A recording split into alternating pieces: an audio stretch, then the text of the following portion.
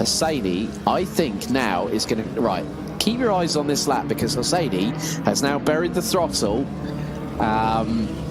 Forget hammer time, it's Hosseini time as the Iranian now makes his way through into the kink on his final lap in qualifying, a bit wide in front of him, and Hosseini now comes through Ingwe as the timer hits 0 in qualification out of the final corner. Hosseini pedal to the metal. He's up. Will he increase the gap? This is going to be interesting. 1 minute 40.645 from the Iranian.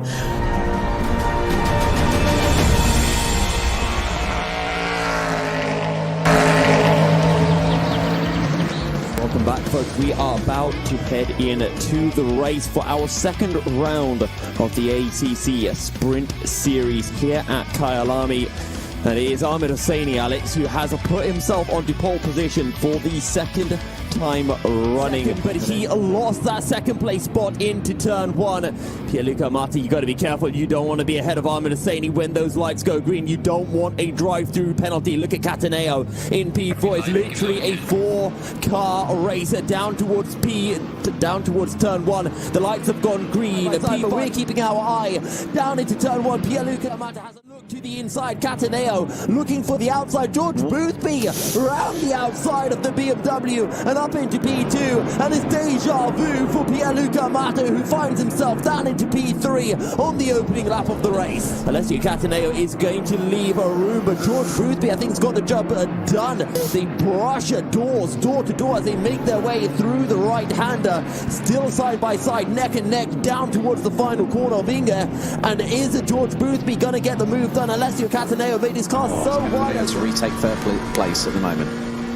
And you know how we joke, Alex, about how Pauli Ahonen is the Kimi Räikkönen of the Endurance E-Racing World Championship? Oh, well, here we go. So first time of the season you mentioned that with me and you and me on comms. Oh, Boothby nearly up there again through the Jukes K sweep. At 14 p.m. is the time on the server, and you know, even though we're 10 minutes into this 2-hour race, Yusuf, nothing's quite over yet until we get the checkered flag.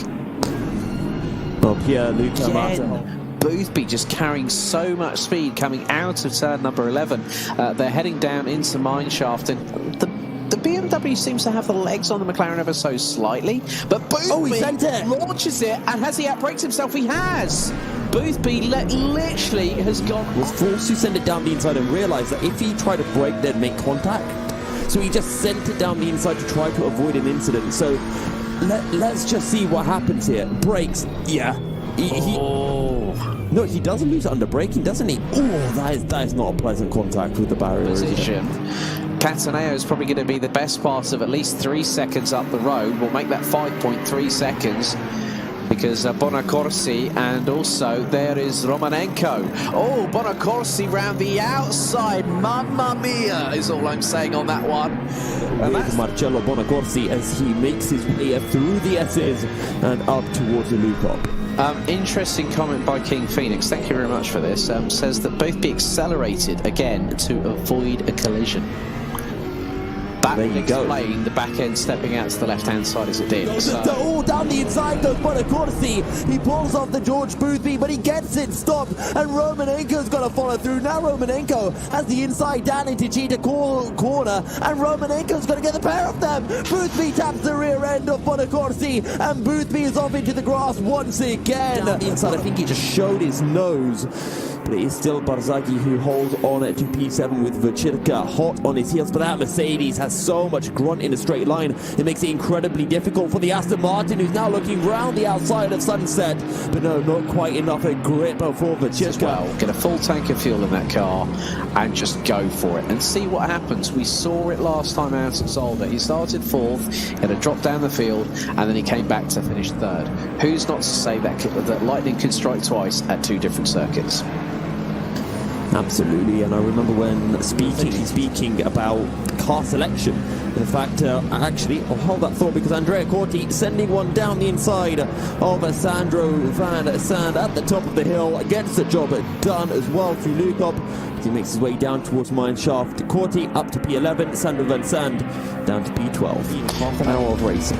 Yeah, some great overtakes. I mean, we had the likes of Alessio Cataneo doing the defensive a la Jarno Trulli earlier on in this race against George Boothby, but Konstantin Romanenko, the Ukrainian, has been an absolute tour de force. Different headlights, a bit more aggressive in terms of it, but there looks to be a dive up the inside through into Crowthorne.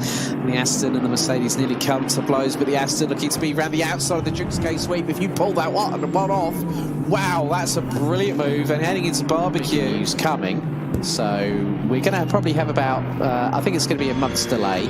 So we're going to be starting in February with the EWC, but further details will be revealed in due course. So a little bit of a teaser for those people out there wondering, when is the Endurance E-Racing World Championship going to be starting? So return to garage and then exit the game, unfortunately. So George Boothby could be the first DNF of the evening. I think he is the first DNF. He seems to be out the sub. Oh my god! Ciretti sent one down the inside of Bonacorsi, and now Barzai, pardon me, that's what Circa. So George Boothby could be the first DNF of the evening. I think he is the first DNF. He seems to be out the sub. Oh my god! Ciretti sent one down the inside of Bonacorsi, and now Barzai, pardon me, that's what Circa, who's going to be able to take advantage of this, maybe take advantage of the pair of them. Well, the thing is, we've kind of missed how Ciretti got the position because he's ahead of Bonacorsi, and I'm wondering if the stewards are going to make him give back that position because, yes, there wasn't any contact between the pair of them, but there was only no contact because Bonacorsi probably saw it coming. That was going through the Jux K sweep, and he's got Bonacorsi all over the rear wing, and Bonacorsi's up the inside through barbecue. So Barsagi has made a couple of unforced errors, and Bonacorsi has taken clear advantage, but it was coming through the Jux K sweep that Barsagi got Bonacorsi, and Prinzi's looking.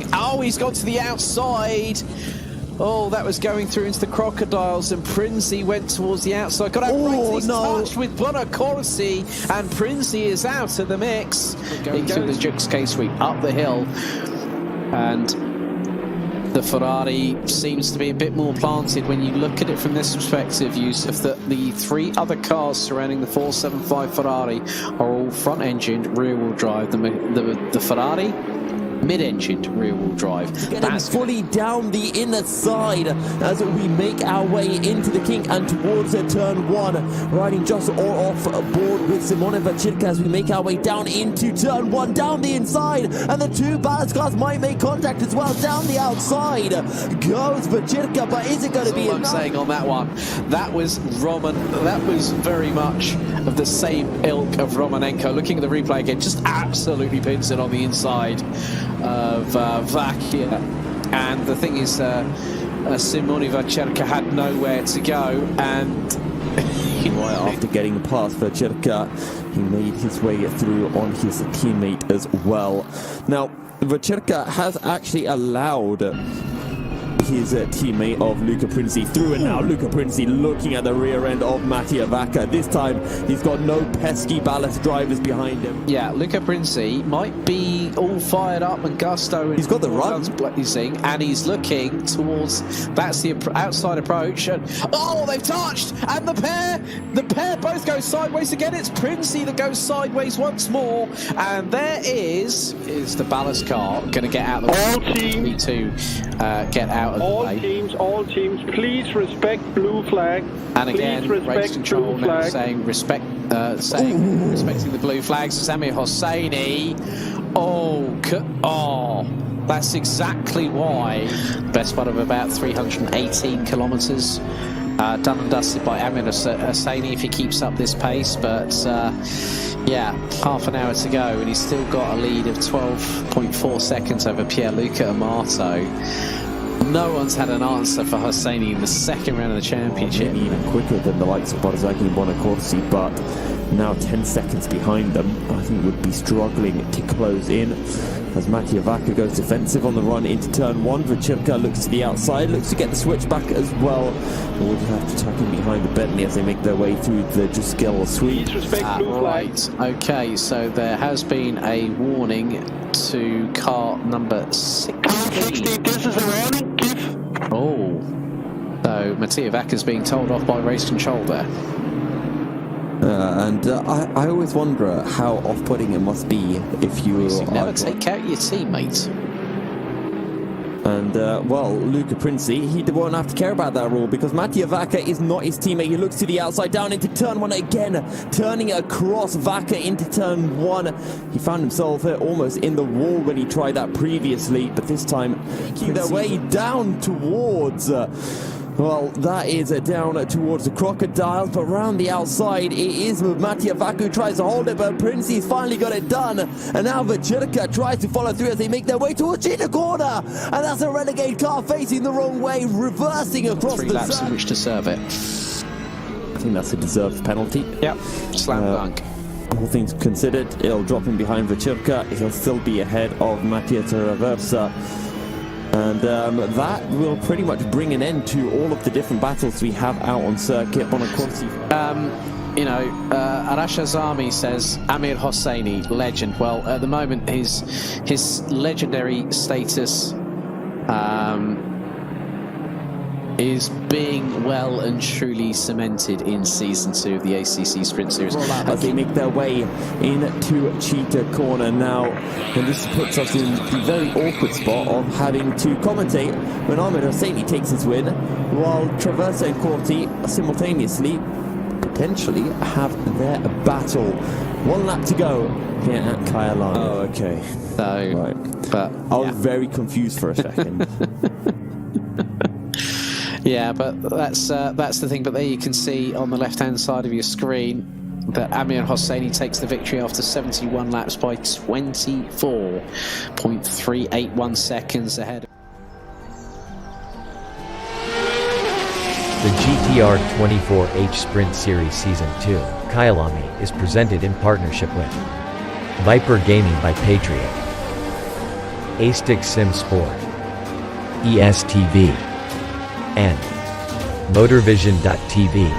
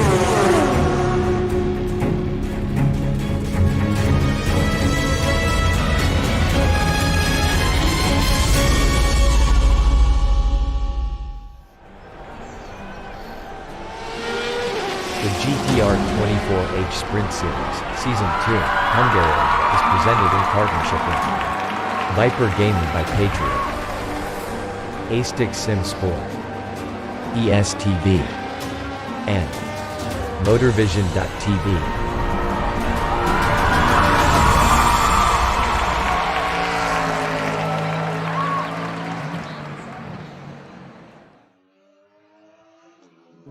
Racing for Green is here to help you carbon neutralize your racing. By planting new trees, Racing for Green offers to make your racing carbon neutral. We already have the calculations, contacts, infrastructure, deals and solutions ready for you to easily buy carbon neutral laps on any racetrack. It doesn't matter if you are a racing fan, team owner, driver, sponsor or partner. Anyone can buy CO2 neutral laps in the Racing for Green webshop and trade CO2 emissions for New Forest. Racing for Green.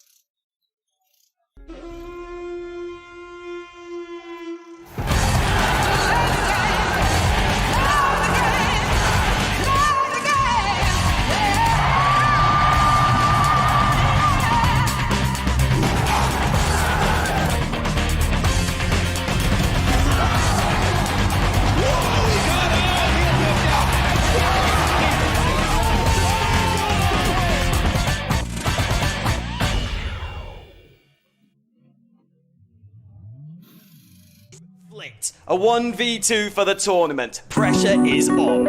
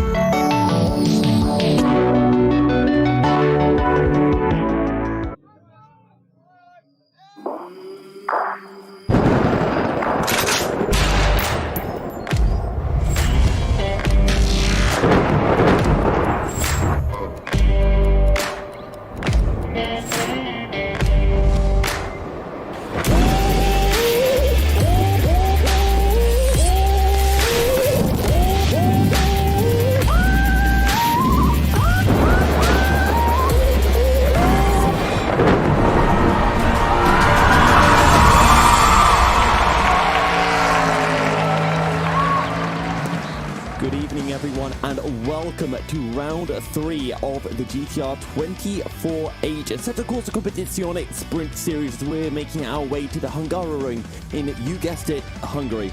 I'm Yusuf Sahel and I am delighted to be joined in the commentary box by Kieran McGinley. And currently in the championship, it's looking like it's all going the way of one Iranian, Ahmed Hosseini, who has been absolutely impeccable so far this season. Yes, good evening everybody, and wherever you're watching in the world, we welcome you along to tonight's racing action. Yes, he looks a little bit quick on the standings, isn't he? Out of the bat, we shall see what happens as we make our way towards the Hungaroring. But yeah, a couple of decisions, a couple of things we need to go over before the racing starts. But of course, a look at the standings, Yusuf, tells us what we need to know so far. Ahmed Hosseini, 2 poles, 2 wins, looking to make it a hat-trick of each. And, well, fortunately for him, unfortunately, I'm going to go with the unfortunate line because I know for every racing driver, they always desire a challenge. Sadly, Pierluca Amato unable to race with us tonight. More on that a little bit later. But it does mean that the man who currently sits second in the championship, having finished second in both races, qualifying second in both races, will not be able to challenge Ahmed Hosseini. But maybe one man can, and this is a certain George Boothby. He's actually all the way down in 8th in the championship. He finished 3rd back in Zolder, but last time out with a DNF caused him to drop further down the championship, and we'll see whether he can challenge Ahmed Hosseini in his McLaren 720S.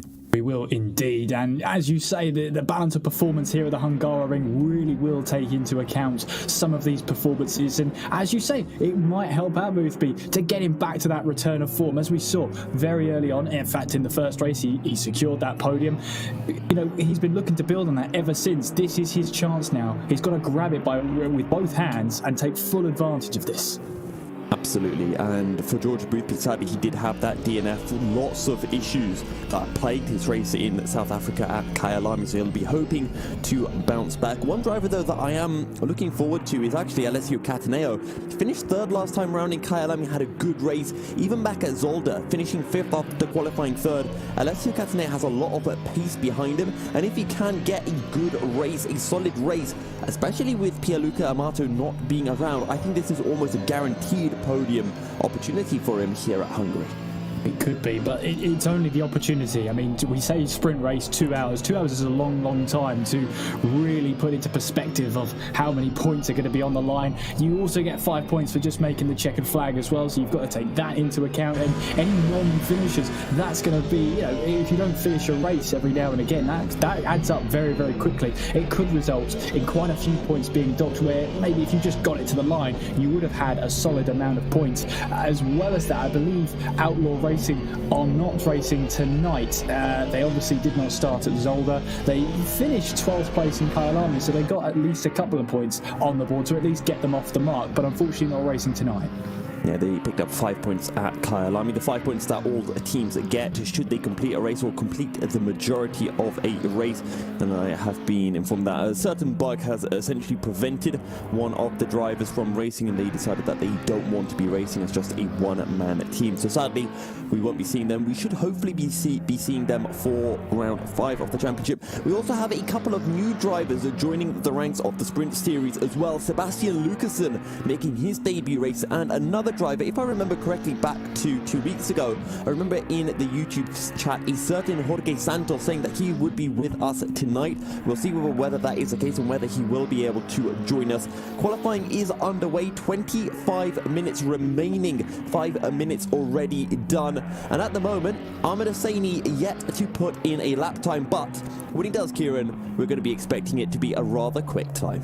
Yeah, aren't we just? At the moment, it's Francesco Serradi who's topping the timing sheets right now in this qualifying session. And yeah, just a little bit of a board time there, 45.3 from him so far. We'll await to see who can basically get that lap time on the board. Here comes Konstantin Romanenko towards the line in that McLaren, and we are expecting this McLaren to, well, at the Hungaroring, expect maybe different results from the McLarens this time around.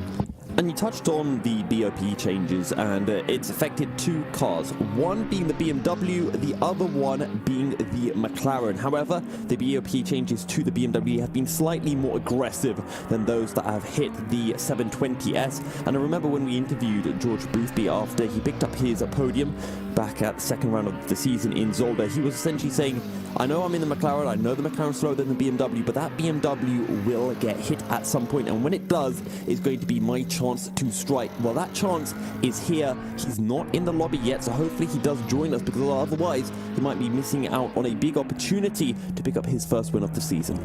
Yeah, big opportunity to get that first win of the season. Really will help your momentum go through the rest of the season. So you would be a silly driver to pass up that big opportunity to get some big points against your rivals there. So I'm looking forward to this one, because of course the Hungaroring, it's a famously narrow circuit. It's a free-flowing second sector. There aren't many overtaking opportunities around this track, mainly in towards turn 1. That's probably your best chance of an overtake, maybe if you try and stick a nose up the inside. But really here, Yusuf, it's gonna be a very important qualifying session.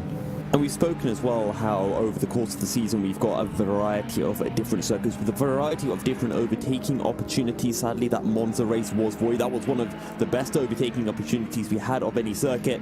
Then we made our way to Zolder, one of the most notoriously difficult circuits to overtake at. Kyalami, a few more overtaking opportunities, but we still saw drivers having some issues with cutting their way through the field.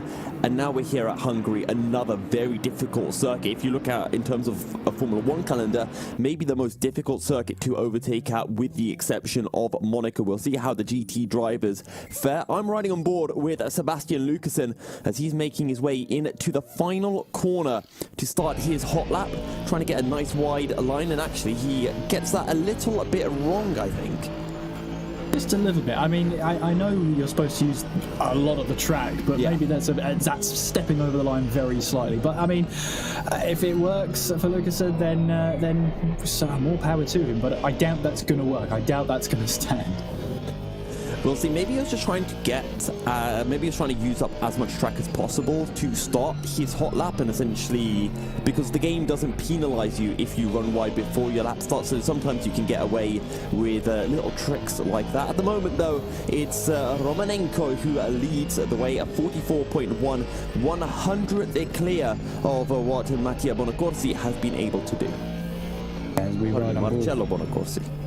Absolutely. I mean, we ride on board with Lucassen here as he makes his way, powers up the hill out of turn 5, using all of that curb and maybe a slight bit more on the exit in towards really the first chicane, in towards turn 6 and turn 7. And those curbs really do bite back. You see him soaring at the wheel there to try and remain in control. Then we get in towards this high-speed flowing part of the circuit. Turn 9, back onto the power as you make your way now in through turn 10. It's up to you whether you keep your throttle pinned there, but then in towards 11 here, you're not flat through here. You have to go down the gear, back onto the power as you then make your way down the hill all the way towards turn 12. Pick out your braking point just as the curb starts, down into second gear. Bit of a pretty much a 90-degree right-hand turn, and then we get in towards this looping section in through turn 13. You really want to brake and attack the apex in the same same swing, basically. Back onto the power, up the hill and through turn 14. You have to be patient on the throttle here. Wait for that front end to bite, then you can plant the power and never look back as he makes his way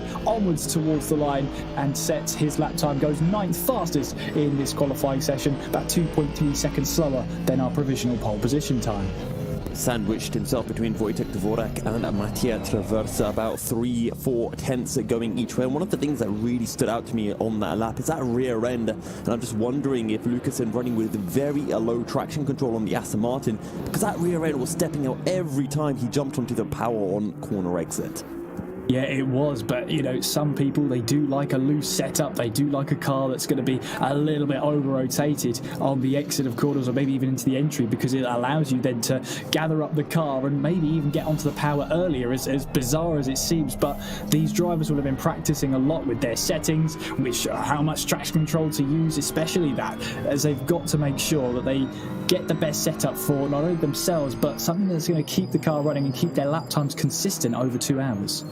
Alessio Cataneo is on a lap himself, and Cataneo has had a fair amount of success as well over the course of this season in qualifying. He managed to qualify in 3rd, Zolder qualified at 4th in Kyalami, and here at Hungary he's on a pretty good lap as well so far. Currently this lap will be good enough to get him into the 44s, but will it be enough to challenge his ballast teammates of Konstantin Romanenko and Marcello Bonacorsi? We will have to wait and see as he approaches the final sector of the lap.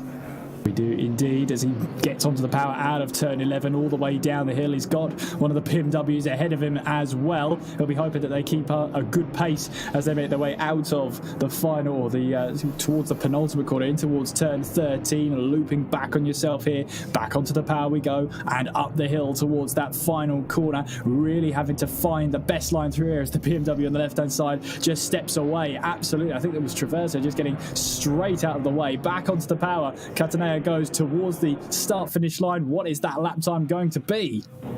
It's a 1:49, a 1:44.9. A 1:49 would leave a lot of question marks, I'm sure, amongst the Italian and all of his engineers. But Cataneo up to P6 currently, and just a few hundredths of Dario Barzaghin. Still a lot of time to be found, still a lot of time remaining in this session, more than half of it, 18 minutes remaining. And I believe Sebastian Lucassen is currently improving on his lap. Quite a few drivers still out, a few in the pits, but Lucassen is the only one who is improving on his current best. A bit of a dry spell for these drivers at the moment. They're not willing to really get out onto track just yet, and it's understandable really. 18 minutes left on the clock. They sort of don't want to give away too much as we go into this session. As the track gets quicker and quicker throughout this session, you will see the drivers then get more aggressive, take more risks as well, as they try and find every tenth of a second they can in order to get the best lap time they possibly can. As Lucasen there loses that back end on the exit of turn 12 and, well, kisses that wall a little bit too hard for his liking. He'll go straight back to the pit lane and, well, maybe request a new car. I think he will have to request a new car, and that's what we were talking about, that back end stepping out so easily. And I hope he's got a different setup for the race, because if his car is that unstable in the race, I have a feeling he might be making a few more visits into the pit lane. Mattia Traversa is on a lap himself. He's currently a 10th up on his personal best. His personal best, though, only a 46.9, really struggling here at the Hungaroring. Let's see if he can find a bit more time and maybe close the gap between himself and Sebastian Lucasen. He's still got 17 minutes on the clock, so plenty of time on his side for now. But of course, as more time passes, you get less time. I hope everybody understands the concept of time here. It's a good knowledge thing to have as Traversa crosses the line to complete that lap. As we see the McLaren here make its way up towards the line. And let's see what it can do. Then the ledge racing McLaren on a hot lap right now then, Yusuf. Actually, that lap from Wojtek to Vorek got invalidated. It was a 45.7, so it was 4 tenths quicker than his previous personal best, and would have been enough to jump him ahead of Alessio Vacirca. And this is the Ledger Racing car that is currently sitting in P13 in the championship. Their best result so far, a 13th. As well, and I have heard that apparently they are racing under a new name, but then when I asked further, I believe one of Wojtek's Dvorek's friends said just call them Papega Racing, so I shall dub them Papega Racing for the foreseeable future. It's got a catchy name actually, Papega. Yeah, you'll have to give me a boot then to remind me as well. That's gonna be your job for tonight then, Yusuf. I will do that. Every time you bring up Wojtek Dvorek, I'll just, in the background, say, Papega Racing, Kieran. Absolutely. It might be a long 2 hours, but we'll get it. Yeah. Very long, I fear, at that rate. I'm just checking on Ahmed Hussein. He's still in the pits, and maybe he wants to do a one-lap wonder. Maybe he's saying, look, there's no George Boothby, there's no Pierluca Amato. Maybe I'll do a cheeky old last to first challenge just to make things more entertaining. I know drivers sometimes like to make things a bit difficult for themselves, but we'll see what Ahmed Hosseini has in store as the session progresses. Dario Barzaghi is on a lap. He's making his way into the penultimate corner and is actually 3 tenths up on his personal best. This might be enough to jump him ahead of Francesco Ceredi in P4. See what it does then, as Romanenko second place now with a 1:44 there, so getting really tight at the top then, just under half a tenth of a second there separating our top 2 drivers. So it's a very, very close qualifying session as we are into this halfway stage in qualifying. There's Cataneo then making his way out of turn 12 and is on the run down in towards turn 13 then. Yusuf, is he on a quick lap? He's 8 tenths off pole at the moment. Well, he's 3 tenths up on his personal best, so it's looking like we might be in for a 1:44.6, which could be enough to leap him up at 2 spots and up into P4 ahead of Ceredi and Barzaghi, as Cataneo makes his way across the line, a 1:44.465, and he is 600ths shy of his teammate Mattia Vacca in third. Gets now onto the second row of the grid, up 2 positions, and as we've already alluded to, Yusuf, if anything you can get higher positions, especially at this track. It's so difficult to overtake here, very challenging to get those moves done. I mean, turns 1, maybe turn 2 as Cataneo makes his way through is an opportunity, but you don't get many great opportunities to overtake at this track. You are clutching at straws if you are starting low down the grid. I think one of the biggest opportunities that you'll have to overtake anyone is in that pit stop phase. If you can take a slightly lighter fuel load or a heavier fuel load at the start, run a bit shorter or longer, and then try to make up the time during that pit window, as Mattia Vacca improves by a large amount and jumps up to the top of the timing tower, a 44.035 in your top 3, now separated by just 72 thousandths of a second. Very, very close indeed. And Vaca in the Bentley getting his way to the top of the order. Then that's a car we haven't really discussed coming into tonight then, Yusuf. The Bentley now on provisional pole position. Cataneo, though, making his way out of turn 11 on the run down towards turn 12 in that lovely liveried BMW, making his way now through turn 12. On the power we go towards these final two flowing corners, as you really have to be testing your patience through these final two corners. You don't want to put the throttle down, apply it too early, otherwise you'll spin the rear tyres up. On the flip side, you don't want to be putting the power down too early, otherwise you will understeer off the track. Onto the start-finish straight, Cataneo will go. What's this lap time going to be as he crosses the line? It's going to keep him in fourth place, Yusuf. But it's still a good lap, a 44.145, and maybe that could protect him come the end of the session from the likes of Ciretti and Barzaghi if they are able to improve. And now we're talking about just over 1/10 separating the top four. And, well, something else that is also a little bit interesting. Your top four drivers, all from Ballas Esports. Then you've got the renegades of Ciretti, Barzaghi. Oh, pardon me, I'm just going to double check. No, Barzaghi is Ballas. You've got Renegade, then Ballas, followed by a couple more renegades. And we've seen so far over the course of this season that Team Ballas have had the slight edge over Renegade, and most of their drivers sitting higher up in the championship. Yeah, Team Ballas being chased down by a couple of renegades. That sounds good. That could sell some newspapers. Let's get it started. Well, if you remember back to 2 weeks ago, we actually saw some dicing between the pair of them at Kyalami when it was a certain Mattia Vaca who held Luca Pinci and Vacirca behind him for so long in that race. Pinci actually turned across Vaca at one point, spun himself around, caught back up, got past, and once he got past, there was contact between Mattia Vaca and Vacirca, and after that, Mattia Vaca picked up a time penalty which dropped him behind the two. But it just shows just how good Mattia Vaca is at defending. Another driver very good at defending, Alessio Cataneo. We saw how well he was able to keep the likes of George Boothby and Pierluca Amato behind him all the way back at in our second round of the season at Zolder. Absolutely. As we now go into the final 11 minutes of this session, then Lucasen is down in 11th place, but there's Barzaghi in the Mercedes, the highest running Mercedes at the moment, climbing the hill and up towards turn 5. A very tight corner, this one. You really have to get this one right. You don't want to take too much curb on the inside, it'll upset the car, but you don't want to run too wide. You might invalidate your lap time. There's not a lot of grip out there either. There's Seredi then making his way out of turn 1, onwards then towards turn 2. Very difficult braking zone, this one, because as soon as you apply the brakes, as soon as you put the anchors on, you're going downhill, so it's very, very easy to lock a front wheel there and just miss your braking point completely. But these drivers will have been doing hundreds of laps alone this week, let alone what they've been doing already this year. They'll be very, very used to that. Well, Dario Barzaghi currently sitting in P6. This lap not looking particularly quick from the Italian, but Andrea Corti is improving as he's making his way through the middle sector, actually 2/10 up on his personal best. Current PB, a 45.385, and it's Vacirca ahead of him, who is, well, rather conveniently, 2/10 up, as we see Corti running ever so slightly wide on the exit of turn 11. Hopefully he doesn't pick himself an invalidation with that. Through turn 12 looks nice and tidy, not really running the limits ragged as he makes his way down now into turn 13, looking actually a little bit slow now.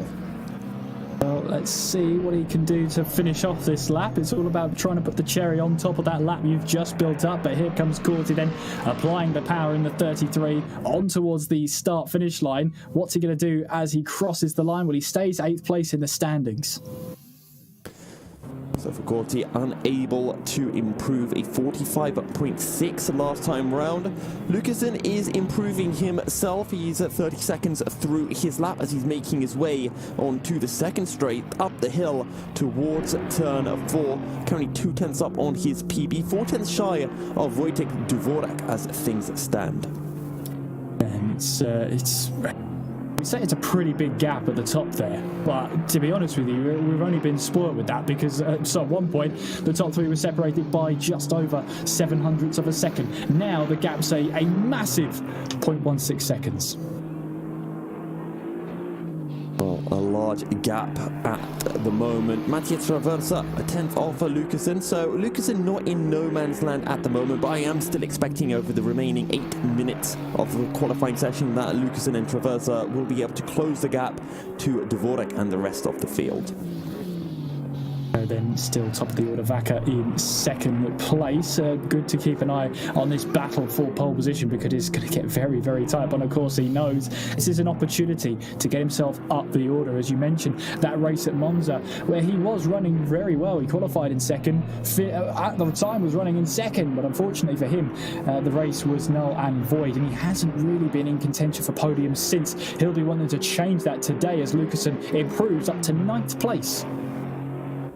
Good stuff from Sebastian Lucasen, jumping ahead of Wojtek Dvorak and 2/10 shy of Andrea Corti as well. Now, Konstantin Romanenko, well, he was pushing, but he made a bit of a mistake coming out of the penultimate corner, so he's going to fall back down.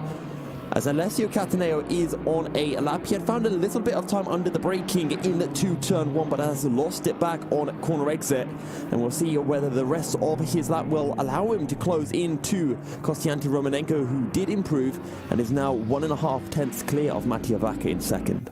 Cataneo coming straight back to the pits and then just resetting himself, resetting everything, and then just getting straight back on with it. So fair play to him. He's now making his way back onto the circuit and going for another run. He was clearly not happy with the very beginning of that lap and looking to try and change that. But the driver to try and catch at the moment is Konstantin Romanenko with that 1:43.875 at the top of the order. It's Vaca in second place, and then Bonacorsi rounding off the top three. The top three separated now by 2/10 of a second. Cataneo within 3/10 of our provisional pole sitter, but there is Dario Barzagli then in one of the Team Ballas cars making his way through that very, very bumpy chicane. You've really got to be patient through there as well. A lot of places around the Hungaroring, you have to be patient. If you're not patient, I say if you're not patient enough, this track will bite back. And we've seen the track biting back in particular with Sebastian Lucasen. We saw how many times his rear end was stepping out, but Konstantin Romanenko is on an absolute flyer. I don't think anyone's told him that the McLaren has been nerfed, because he is 3/10 up on his personal best as he makes his way into the final couple of corners of the lap through turn 13. Everything looking nice and tidy, back end not stepping out on him one bit. And I guess the best way to describe what this lap has looked like so far is controlled as he heads through turn 14, the final corner, using up all of the track on corner exit. What is it going to be? It's a 43.825 as he extends his lead to Mattia Vaca, not by as much as I was expecting, but still now 2/10 between himself and his Team of Ballas teammate. Yeah, well, it could be 1,000th of a second, it could be 1 whole second, but as long as you extend that gap at the top of the table, you are absolutely flying at that point. But has he got... he's got plenty of time to get back out there for one more flying lap. Plenty of time indeed. He can sit back there and pretty much look at the sector times. Where is he losing time? Where is he not setting those times he was matching earlier on in his own private practice? These will be things that drivers will be thinking about all the time. And it's always very nice when you can look at your timing tower and just see, I'm losing time here, especially when you have sectors where it's evident, okay, this is more of a straight line speed sector, this is more of a downforce sector, especially sector 2, more of the twistier part of the track here at Hungary. But at the moment, Romanenko looking nice and tidy, 2/10 clear. Dario Barzagli on a lap himself, currently a 10th up on his PB. Might be enough to jump him ahead of Francesco Ceretti in the number 27 car in that Aston Martin, and maybe enough to make it a 1-5 for Team Ballas.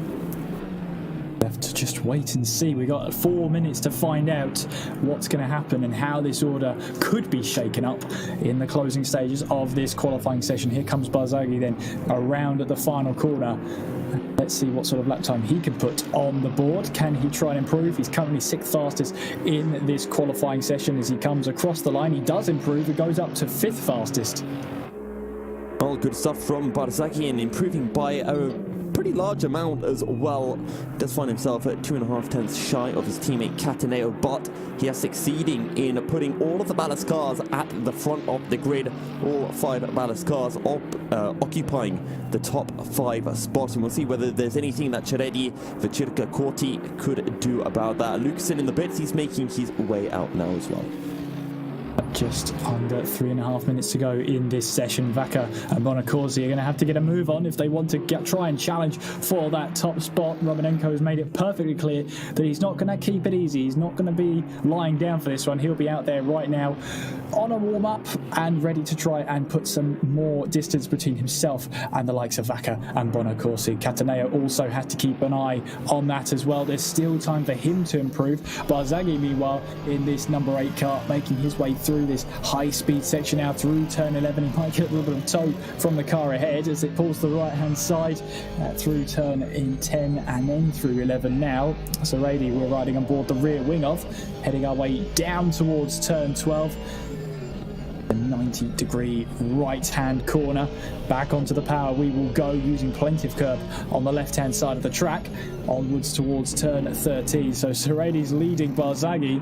They are reversed the order in the qualifying standings, but as they both now make their way through in towards the final corner, this is important for Barzaghi here to get the team really getting some points on the board. Of course, finished 5th at Kyalami last time out, but they qualified in 9th place, so they've got some race pace on them. Barzaghi in 5th place already, in 6th place, so they stay as they were in terms of positions.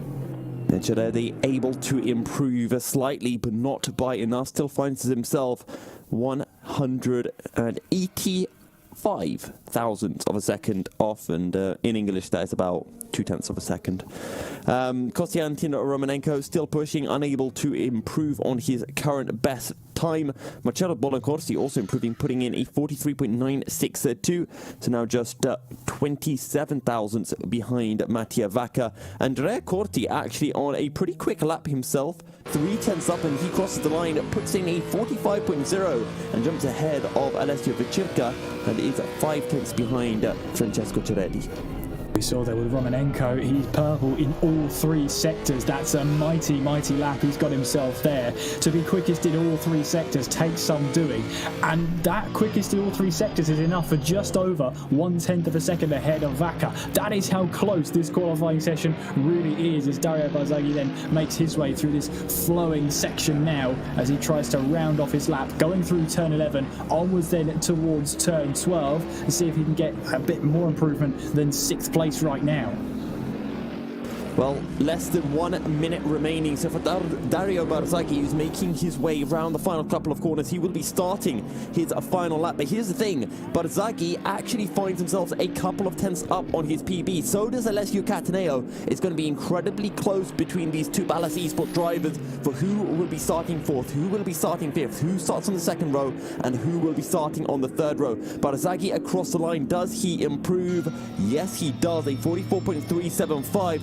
Meanwhile, Ceredi heading into the pits, so that's everything over for him. Barzaghi bringing his car to a halt as well. Yes, so that's his qualifying session done. 5th fastest for now, but here comes Romanenko coming around the penultimate corner then as he looks to get back onto the power towards that final corner then. That number 48 Team Ballas Ukraine car making its way around the final corner. The checkered flag will be waving. Here comes our provisional pole sitter towards the start-finish line. He's on provisional pole. Can he get an improvement in there? He can get an improvement and further extends his lead on that provisional pole position time. What's the response going to be like from the likes of Vaca, from the likes of Bonacorsi? Well, they are both on laps right now. Mattia Vaca, look at the understeer. Remember blue flag today. Thank you and have a nice race. Through turn 10 he goes. And, through turns 9 and 10. Now turn 12 not far away as he makes his way down the hill. Marcello Bonacorsi also on a lap as well. Mattia Vaca needs 2 tenths if he wants to jump ahead of his teammate. using up all of the track on the exit of turn 12, and now into turn 13, trying to keep that front end tight all the way through the corner. Minimal distance on the run down into turn 14. Again, keeping it as tight as is humanly possible. Back on the power, back end not stepping out nice and tidy and smooth from Mattia Vacca. It might be an improvement, but will it be enough? Across the line at 43.840 and a tenth shy of his teammate. Yeah, he'll be kicking himself about that one. Just under a tenth of a second away from that provisional pole position time. But we've got Bonacorsi here, who's making his way through in towards turn 13, back onto the power and coming back into the pit lane. So no response from Bonacorsi then. That means Romanenko on pole position by just under a tenth of a second. Yusuf, that's a mighty close front row. Yep, and right at the end, actually, Cataneo put in a quicker lap, but he was 5,000ths off Bonacorsi. Either way, we have only a little bit of time before the race starts, so we're going to be throwing into a commercial break, and when we return, we will be green here at the Hungaroring for the 4th round of the Sprint Series Championship. The GTR 24H Sprint Series Season 2 Hungaroring is presented in partnership with Viper Gaming by Patriot, A-Stick Sim Sport, ESTV, and Motorvision.tv.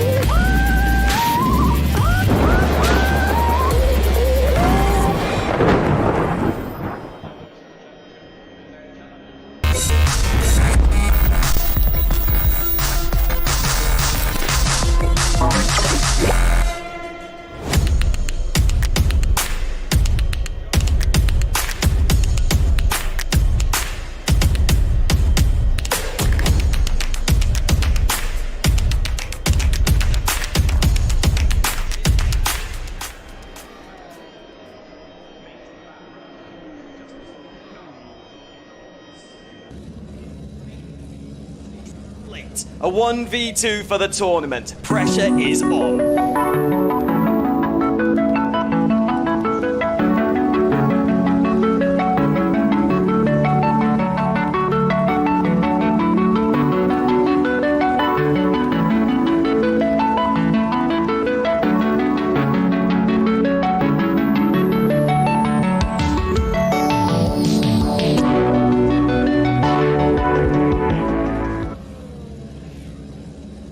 Racing for Green is here to help you carbon neutralize your racing. By planting new trees, Racing for Green offers to make your racing carbon neutral. We already have the calculations, contacts, infrastructure, deals and solutions ready for you to easily buy carbon neutral laps on any racetrack. It doesn't matter if you are a racing fan, team owner, driver, sponsor or partner. Anyone can buy CO2 neutral laps in the Racing for Green webshop and trade CO2 emissions for New Forest. Racing for Green.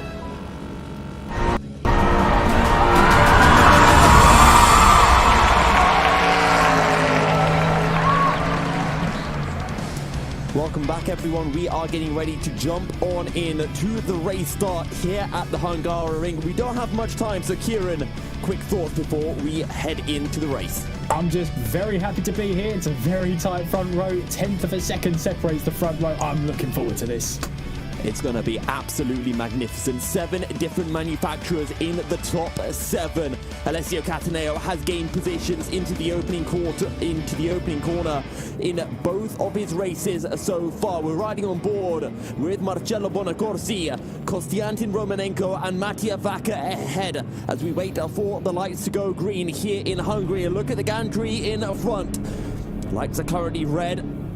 And we are underway, racing Konstantin Romanenko on the inside. You can see behind the Mercedes of Dario Barzaghi, the horsepower ridiculous as he looks to the inside on the run and down towards turn 1. But will he be able to find anything as Marcello Bonacorsi, having a look down the inside of Mattia Vacca, gets the job done as well. And now we can challenge the McLaren of Konstantin Romanenko down in towards turn 2. He's looking for the outside, but the Bentley is going to throw his car down the inside of Bonacorsi and move back up into P2. And now it's Alessio Cataneo who might be looking to join into the fun as well. Tries to find the switchback on the exit of turn 3, but is unable to do so. Konstantin Romanenko leads from Mattia Vacca and Marcello Bonacorsi. Yeah, very clean start then. Vacca taking back that position from Bonacorsi. Good start from both of them, and Cataneo had the best front row seats he could possibly have wanted. He won't want to get too involved in this at the moment. He'll be playing his cards right and just seeing how this battle for the top 3 goes on. Bonacorsi then making his way, riding the bumps through turn 6 and turn 7, although looking at that television cam on his right hand side is not encouraging at the moment. Cataneo right on his tail through this high speed section of turns 8 and turn 9. Battle for the lead developing though, because Romanenko can sense Vacca is right behind him, heading our way in through turn 11 on the run down towards turn 12. This is going to be another overtaking opportunity, but you've got to get the exit of turn 11 absolutely spot on for this time. For Vacca, it's not on. I'm also keeping an eye on Barzaghi as well, because we've also started to see that pace difference, the power difference that the Mercedes has over the other cars. What a start it was able to get, and maybe here at the Hungaroring, where it's difficult to overtake, Barzaghi can use that Mercedes squad to find a way through on his teammate. Then once he is ahead, he can just hold on to the position with a straight aligned speed advantage that the German engine car has. Absolutely, and that's the first lap of racing completed, and Romanenko still in the lead as they now make their way down in towards turn 1 once again. Vacca looking for a move down the inside, but it's one of those moves where you're just hoping that the car in front actually reacts, and then you have just that little bit of an advantage going in towards the corner. Again, another sneaky look in towards turn 2, but that's nothing more than that. Romanenko managing to hold on to the lead, but he lost the back end there, and Vacca slips his way through. The pressure has paid off for Vacca. He moves up a position. Romanenko has to be careful here because Bonacorsi will be straight on his tail. And still so early into the race on our second lap, we get our first mistake, and it's Konstantin Romanenko losing the back end under power application on the exit of a turn 2, actually mid-corner turn 2, and maybe Bonacorsi will see that and he'll be licking his lips thinking, okay, I can find a way through. He'll want to get the job done soon as well, because otherwise Mattia Vacca might be shooting off into the distance. It's ballast from ballast from ballast from ballast from ballast ahead of the Renegades of Prinzi Cortiva Circa. A top 5 breaking away from the rest of the pack then as well, as they're all seemingly working together for now. We'll come back to me in 2 hours. Cataneo looking to put the pressure on Bonacorsi, then going down in towards turn 12 here. Cataneo on the inside. Can he get the power down? Can he get the position though? He's still got someone on his left hand side. They both now make their way in through turn 13. Now Bonacorsi just about hanging on to that one. Cataneo is not going to let go of that one as they head up towards the final corner. Let's have another look at this mistake then. Yeah, so what exactly goes wrong? He's a little bit offline, and that's when the rear end goes squirrely. He has to open up the steering to prevent the back end from fully swapping ends, and it's an easy pass overall for Mattia Vacca. Oh, he goes. But look at that BMW searching for a way through on Bonacorsi's Ferrari. Yeah, I thought it was a lot closer, but there's a little bit of a bump there from Barzaghi to the back of Cataneo, then through turn 1 as they now make their way down towards turn 2, and you can see Barzaghi really lost a lot of time there, had to apply the anchors at a critical point where you put the power down. It lost him a lot of time there. Cataneo would have felt that bump, and maybe it's a get on with it bump, I guess. Cataneo on the back of Bonacorsi couldn't find his way through, had a look down the inside in towards turn 1, but decided he just wasn't close enough yet. But I tell you what, Princey and Corti are closing in as well. And remember what we were talking about, the Renegades amongst the ballast? Well, that is coming to fruition. And we'll see whether Princey and Corti have the pace in the Aston Martin and Alexis respectively to find a way through on Barzaki's Mercedes. From that power difference alone that the Mercedes has, I think it's going to be very difficult here at the Hungaroring. Absolutely, there's so many limited overtaking opportunities that it really does become a point of patience persists. You really have to make sure that when the opportunity comes to make an overtake, you have been patient enough so that it pays off. It pays off in your favour. The only problem with that is you've got to apply the pressure in order for that strategy to pay off. And of course, if the driver in front of you is just putting in consistent lap times and never putting a foot wrong, you're going to find it very, very difficult to actually find a way past.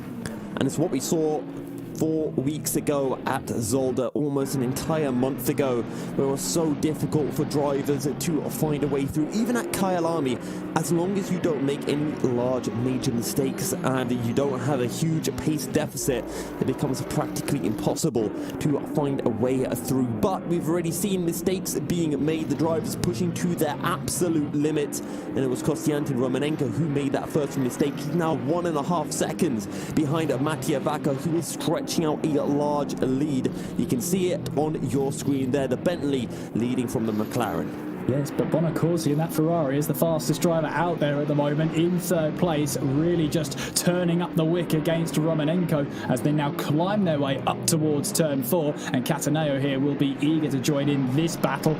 Don't rule out Barzaghi just yet. He might be dropping away slightly, just 1.1 behind Cataneo at the moment, but if these three battle for second place, that's just going to rope everyone back in. The more you battle, the more time you lose, and that means the people behind you can catch up and the people in front of you can just sail away into the distance. We're not even 7 minutes into this race yet either, Kieran, and well, Mattia Vacca, we'll see whether he can continue to extend his lead. We'll see whether the ballast drivers continue to fight amongst themselves. Right now it's looking like Dario Barzaghi struggling with pace in that Mercedes. As always, that little mistake from a certain McLaren, because now Bonacorsi might be looking for a move around the outside. Goes Cataneo into turn 12. You have the inside for turn 13, but the job is already done.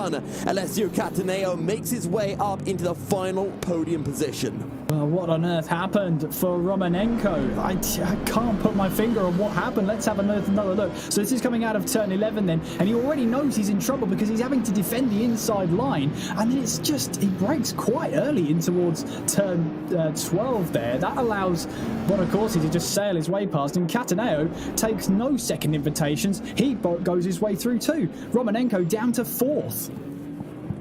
It was just really surprising what Romanenko just did there. So I'm quite confused because, yeah, I was going to say it's almost like he had a time penalty and had to lift off, but maybe he is just letting his 2 teammates through. But then again, they're all ballast drivers, so I would have thought that there wouldn't be any team orders in this scenario. Maybe something else to keep our minds on is the fact that Cataneo is sitting in 3rd place in the championship behind Pierluca Amato and Ahmed Hosseini, both of whom are not racing today. So a chance for Cataneo to gain some serious points in the championship. Yeah, that's actually team orders might be a good thing for him as well. I mean, we are 8 minutes into the race and already it seems we've had the team orders come into effect. It's a very good point, never thought of that. But Romanenko here is going to have to face the fact that he's in 4th now. He's going to have to try and keep up with these guys as well as try and keep Barzaghi behind him. He's trying to extend that gap, but he looks like he's trying to close back up. It's bizarre. It's bizarre to know what's going on for certain at Team Ballast, but whatever it's doing, it seems to be working. So I'm just double checking the points. Alessio Cataneo, 35 points. Ahmed Hosseini, 62 points. So if we see a very certain Alessio Cataneo picking up 2nd in this race, he will be taking the lead of the championship, as there are 30, oh pardon me, how many? No, it's 30 points on offer for winning. Sorry, Cataneo has to win the race if he wants to take the lead of the championship. Does indeed, and he's looking to try and go that way about it. Third place at the moment, so we'll have to keep an eye on him and see what happens there. It's very early on in the season to be having team orders, but nonetheless, team orders will be used if they have to, if they feel they need to as well. We'll have to keep a close eye on that one. Bonaconi is still on the fastest lap, but of course, is still the fastest driver out there as they now make their way down in towards turn 2 once again. I mean, can you believe, Yusuf, it's only been 10 minutes. We've seen so much drama, so much action. We've seen Romanenko make a mistake in towards turn 2, and maybe that was the call for the team to sort of think about, well, we've got to think about the long game here. Well, I don't know, for me it's feeling like it's too early to even start to think about the long game. I just want to see these drivers continuing to battle, and right now Cataneo is putting the pressure on Bonacorsi, saying get a hurry up, and want to close in onto Mattia Vacca. Over 3 seconds between Vacca and then this 4-car group from Marcello Bonacorsi all the way down to Dario Barzaghi in P5, and then it's a further 2 seconds to Luca Princi in P6. In fact, actually, Andrea Corti closing in onto Vacirca, so we might be having a bit of a battle between the Renegade drivers as well. Right, indeed, as they now lunge their way down in towards turn 12, and very tightly packed for that top 2 battle. On board then with Bonacorsi in the Ferrari, and again, just rear view mirrors full of Cataneo's BMW. They're both back onto the power, out of turn 13 and then through turn 14. Patience is key out of the final corner and on towards the start-finish straight. Is there a chance for Cataneo to see if he can use a little bit of slipstream and see if he can just hook his nose down the inside in towards turn 1? It's a move that's definitely on. You've just got to be close enough to do it then. He certainly thinks about it, but then tucks back into that slipstream. Again, just looking to fill the wing mirrors there. That's all that is. As long as you can make the driver in front of you react defensively, you've already got the upper hand. Absolutely the case, Kieran, and that's exactly what Cataneo is doing, just showing his nose into a few corners. It might cost him a bit of time, but they'll be confident in his own pace that he can close up whatever amount of time he loses, just hoping that an opportunity presents itself. But all the while this happens, if he does make Bonacorsi drive defensively, that just means that Mattia Vacca is pulling further and further away. The gap now 3.7 seconds between them, and last time round Mattia Vacca put in a 44.4, Bonacorsi a 44.9, Cataneo a 44.7. So Bonacorsi losing a lot of time to our race leader currently. This is the thing, if Romanenko does have, if he was subject to team orders early on, well, where does it end? Where does Cataneo draw the line and say, well, actually, I want to get past Bonacorsi? If you have team orders in a sprint series, which is really driver focused, where does the team orders line be drawn? It's a tightrope. I'm lucky I never have to walk. Yeah, I'm glad I'm not the team boss right now, because no matter how things go, there's always going to be someone a little bit unhappy with the outcome or the decisions that the team boss could make. Bonacorsi, though, closing back in on to Mattia Vacca this time round. The gap having dropped from 3.7 seconds down to 3.3 seconds. Mattia Vacca putting in a 44.8, Marcello Bonacorsi a 44.5. Tight at the top, but it's all in Vacca's favour at the moment. He's been consistently just growing that gap. Meanwhile, Bonacorsi running deep in towards turn 1. That could be an opportunity for Cataneo. They are going to run side by side on the run in towards turn 2. Bonacorsi on the inside. Cataneo, he's going to have to go the long way round in towards turn 2 if he wants that move, but he has to back out of that. Bonacorsi able to hold on to second place. All that's doing, though, is allowing Vacca to just build on that gap more and more, but the chance was there for Cataneo. He knows it now. He smelt that blood. A little bit of contact between the pair of them. Cataneo trying to hold it round the outside. Bonacorsi maybe understeering slightly and just tapping the outside of the BMW, pushing Cataneo wide. I don't think Cataneo will be happy with that. Cataneo running wide as well through turn 5, and now he's coming under pressure from the McLaren of Kostiantin Romanenko. He might be wanting some revenge for earlier. Here's an instant replay. This look down the outside, and you'll just see Bonacorsi runs a little bit wide, gives a cheeky tap to Cataneo midway through the corner. He does, and there's a tree that gets in the way right at that crucial moment, but I'm pretty sure he does understeer into his teammate there. That's always the nature of the corner. It's downhill. You're going to be trying to carry that little bit more speed. It's the nature of the corner. I'm sure there's nothing else forward about that. Well, rumour has it, Kieran, that Marcello Bonacorsi's grandfather was actually Hungarian, and he planted that tree in the corner so that we would not know whether that was intentional contact or not.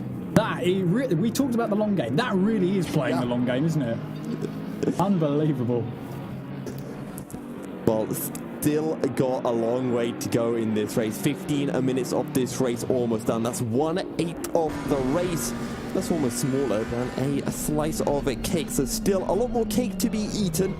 And I'm sure it will be delicious as well. As we are seeing Bonacorsi 3.7 seconds behind back again. That gap just yo-yoing backwards and forwards from 3.7 back to 3.3, back up. And it kind of all depends on whether Cataneo is putting the pressure on the Ferrari or not. Yeah, we've seen time and time again these drivers at the front are making those slight mistakes, and that's allowing drivers to catch. It's allowing drivers to put their car in a position where they can try and move. I mean, Bonacorsi running deep in towards turn 1 was the whole catalyst for Cataneo getting a chance in towards turn 2. Okay, he couldn't take it that time around. There was a bit of contact, but both drivers are giving it their all at the moment. And when you give it your all, there's a certain limit. You've got to know where your limit is, and if you cross it, then that's just allowing other drivers behind you the easy opportunity to put you under even more pressure. Now, while we've been focusing on the ballast drivers battling and duking it out with each other at the front of the field, sadly, Mattia Traversa for Renegade Sim Racing has DNF. Not quite sure why, but he is out of the session, so maybe he even had some internet connection issues that have plagued him. But either way, we are now down to 10 drivers. Armin Hosseini pulling out during qualifying, and Mattia Traversa leaving us in the early stages of the race. Well, then we've got a battle for 6th place going on. Vacherka putting Prinzi under pressure then as they make their way in through turn 13. Just to take our attention away from the lead battle, this is another close battle out on track. Prinzi holding off Vacherka for now. Vacherka's been putting him under pressure for a few sectors now, even a couple of laps as they make their way on towards the start-finish straight. Is there a chance for Vacherka to look for a move down the inside in towards turn 1? He's certainly got a little bit of slipstream. Looks a little far back for my liking in towards turn 1, but that's never stopped drivers before. They hold a line of stern for now, but two different lines being taken out of turn 1, and Prinzi takes a wider line. It takes him onto that AstroTurf, and that's not where the grip is. Down in towards turn 2, and yes, Vacherka has the move done then in towards turn 2. He now moves up into 6th place.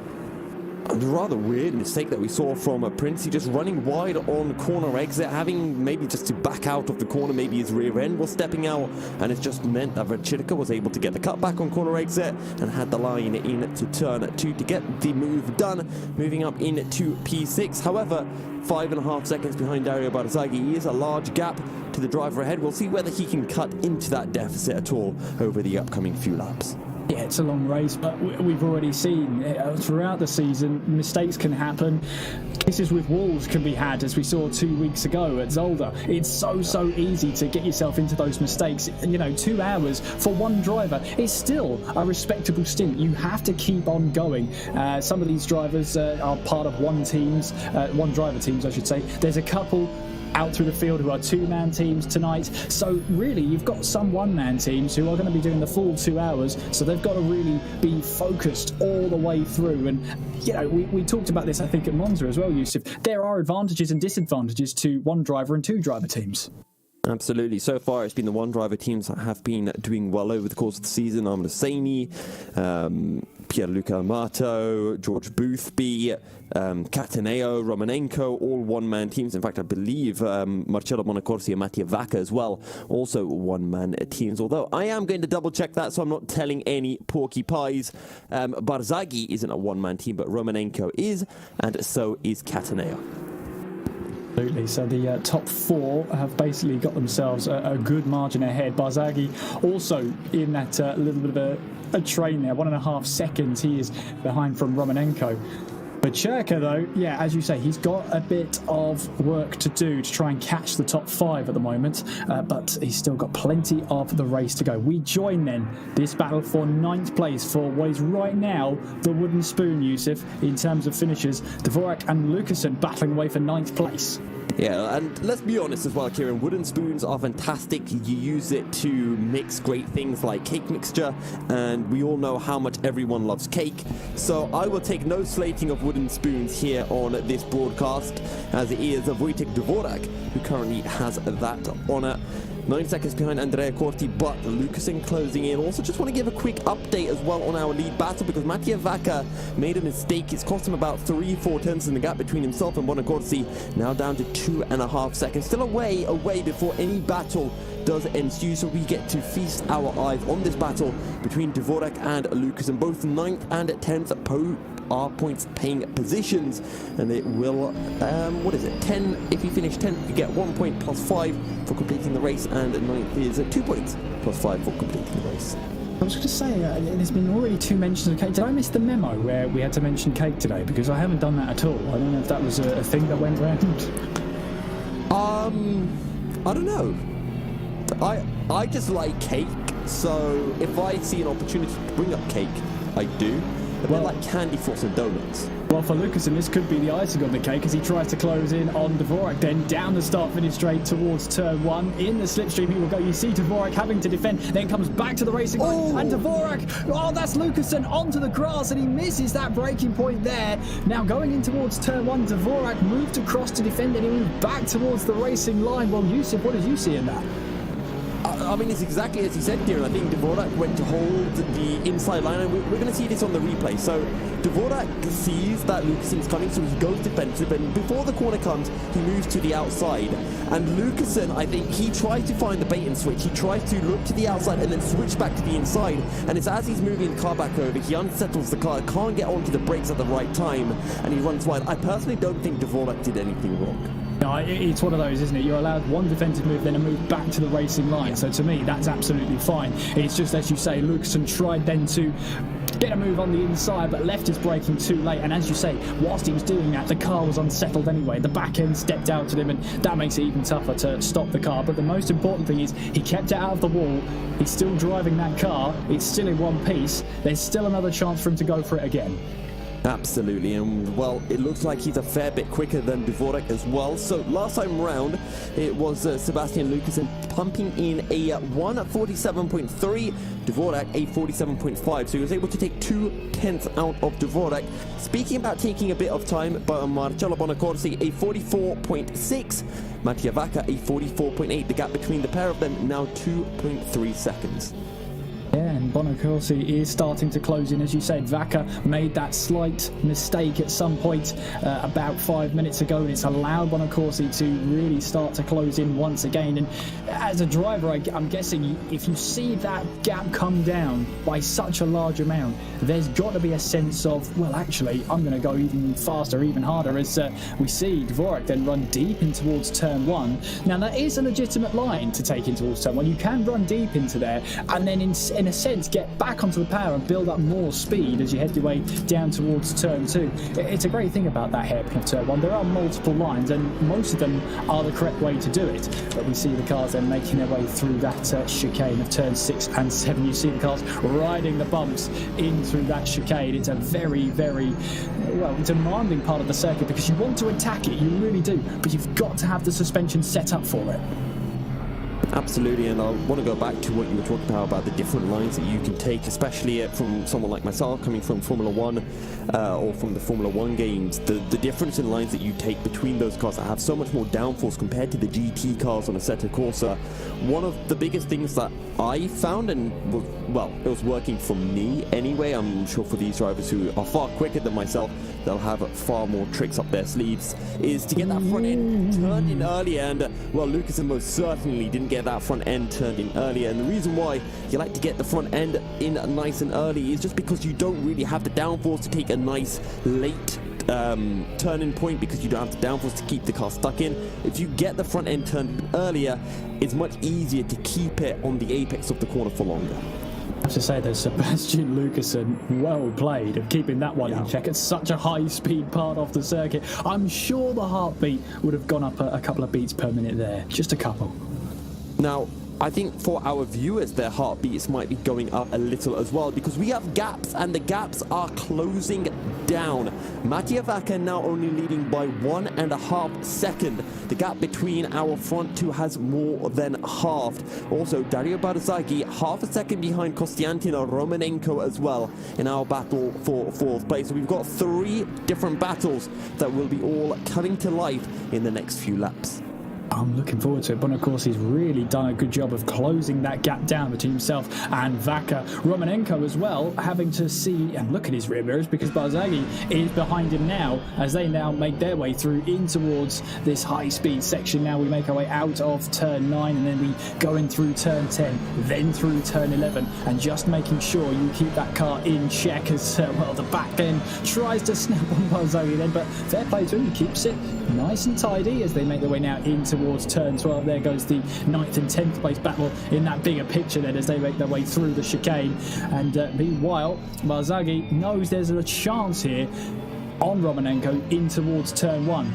We've seen it time and time again, and also through turn 2. Let's see what Barzagli makes of this. This Mercedes is really coming to life, or maybe it's just this McLaren that is really starting to struggle. Here we go then on the run towards turn 1. We know the amount of grunt that this Mercedes has, but not quite close enough to look for a send into the opening corner of the lap, and Dario Barzagli will have to sit behind for a little bit longer. But I tell you, someone who really is struggling is Mattia Vacca, a 45.2 last time round, and Marcello Bonacorsi absolutely flying in his Ferrari. His pace has not changed since the opening couple of laps of the race, a 44.6, taking 6/10 out of the race leader. Sebastian Lucasen is on the rear end of the Wojtek Dvorak's McLaren once again. Could he look for a send into turn 1? Oh, he's just showing his nose down the inside, outbrakes himself, and is lucky not to clip the rear end of the McLaren. Yeah, does enough there. That's the most important thing. He does enough to make sure he keeps that car in check. And in the big picture, Barzagli then still trying to apply that pressure to Romanenko as they now make their way through turns 6 and 7, then riding those bumps as we make our way in through turn 8. It's all about patience through here. There's multiple lines you can get here, but really only a handful of them in this high-speed section are the right ones. You can easily lose a lot of time through that S section there. Riding aboard there with Lucasen as he now turns his way up the hill through turn 5, and there is your battle for the lead. And Bonacorsi has really been closing in on Vacca then in towards the penultimate corner. This has flown by. Bonacorsi is on a mission. I don't know what's going on with Mattia Vacca. He's just seemed to have lost all pace, seemed to have lost all grip with that Bentley. It's super confusing to see because Mattia Vacca was flying before this, but Bonacorsi has kept his tyres in a good condition. And surely, with the pace difference between these two, Bonacorsi is going to find a way through rather quickly. In fact, Bonacorsi has pulled 2.7 seconds. He goes for the send down the inside. Call him Danny Ritt because he's just licked the stamp and he sent it. Wow, what a move then from Bonacorsi to take the lead. It's not over yet. Vacca will be looking for a move in towards turn 2, has to back out of it, doesn't have the pace. What a move then from Bonacorsi. Okay, they are teammates, and maybe Vacca would have expected it, but Bonacorsi pulling out of that slipstream and timing his braking to absolute perfection, stealing the apex away from Vacca then, and able to take over the lead of the race. That's been coming for a while. Bonacorsi is the fastest driver out there, and he's just showing it now. He's got the lead. Yeah, Bonacorsi last time round a 44.7. Every other driver on the field is in the 45s. In fact, the quickest driver outside of Bonacorsi was Alessio Cataneo, putting in a 45.287. But Bonacorsi, over the last 10 minutes or so, has actually pulled out 2.7 seconds to Alessio Cataneo. 2.7 seconds. That is absolutely phenomenal. A great drive so far from the Ferrari driver, and Bonacorsi might be looking for his first race win of the season as well. Absolutely, and of course he'll want to have sort of retribution for the unfortunately avoided race at Monza where he was running second at the time. This is his chance. We were saying he's not been on the podium since then. He's had a handful of good results, but nothing he would want to call great results. He will want a win here, and this is the perfect way to go about it. He's had to work hard in this first half an hour. It has not been handed to him on a plate. His pace has been tremendous for this first half an hour, and for Bonacorsi, he'll be hoping long may it continue. Absolutely, and well, this race will be continuing for a while longer as well. Barzaghi on the rear end of Kostiantin Romanenko. Maybe you could have a look at down the inside into turn one, do the same thing that Bonacorsi did on Tivaka, but this time round he will find no success. And we're going to throw to a quick commercial break, and when we return we will be back continuing with this battle. Stay tuned. The GTR 24H Sprint Series, Season 2, Hungaroring, is presented in partnership with Viper Gaming by Patriot, A-Stick Sim Sport, ESTV, and MotorVision.tv.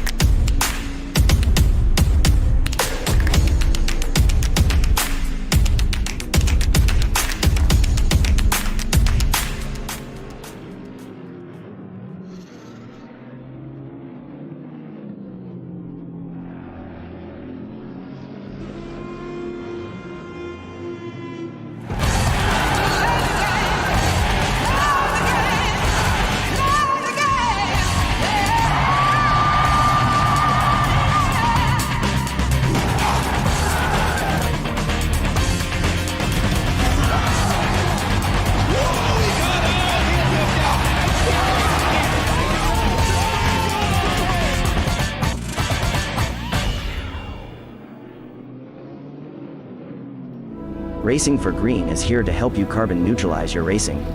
By planting new trees, Racing for Green offers to make your racing carbon neutral. We already have the calculations, contacts, infrastructure, deals and solutions ready for you to easily buy carbon neutral laps on any racetrack.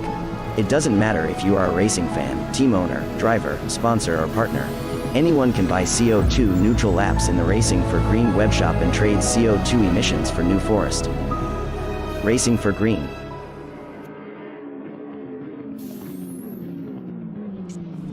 A 1v2 the tournament. Pressure is on.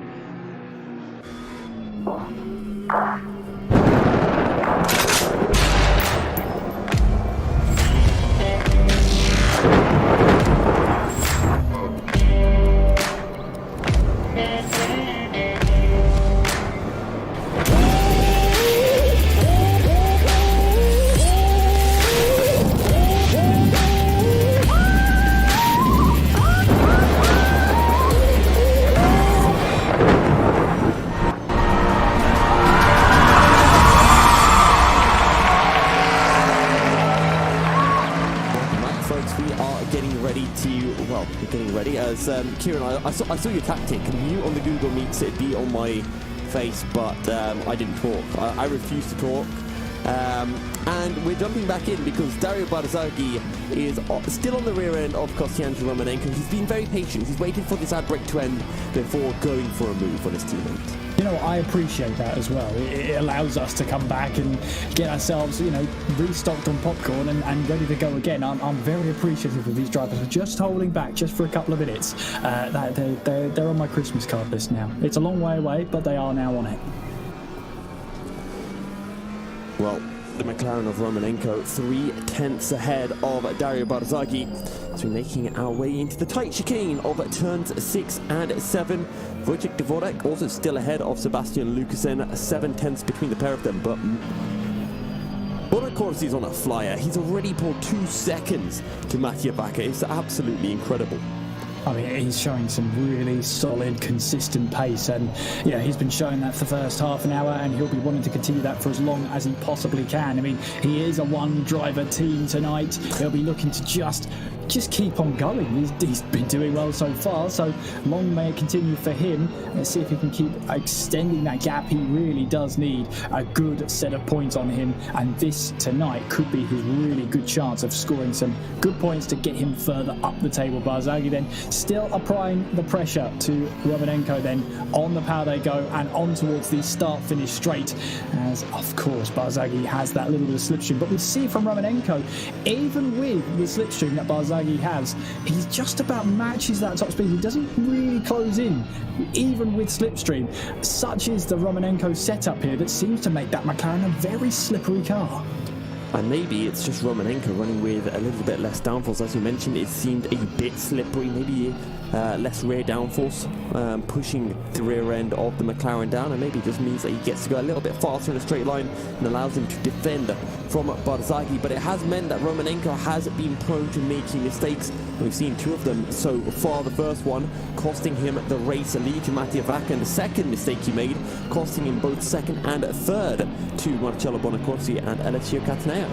Very close together on the run out of turn 5 onwards. They go towards turn 6 and 7, and you see Barzaghi still trying to apply that pressure very close to him through turn 5, almost pushing him through there, as we now make our way on through turns 8 and then through turn 9. Again, a very difficult part of the circuit to basically try and follow each other. 2 different lines being taken there by the 2 drivers as they now make their way through turn 10 and through turn 11. On the run they'll go towards turn 12, and as you see there, the McLaren just holding its own out there. Romanenko doing enough right now to keep himself ahead of Barzaghi in through turn 12. Back onto the power we go towards turn 13, and you see there Barzaghi just trying to fill the mirrors of the McLaren ahead of him, just to let him know this Mercedes is right on his tail.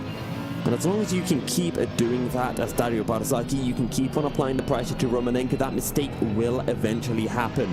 And you just have to make sure you are in the right place, a perfect place to capitalize on that mistake when it does come through. And, you know, if it takes a bit of time to happen, you can start to try to work out where that mistake is likely to happen from Romanenko, work out where he's weak and work out where you really want to be applying the pressure and bring your front end as close to the rear end of the McLaren as possible.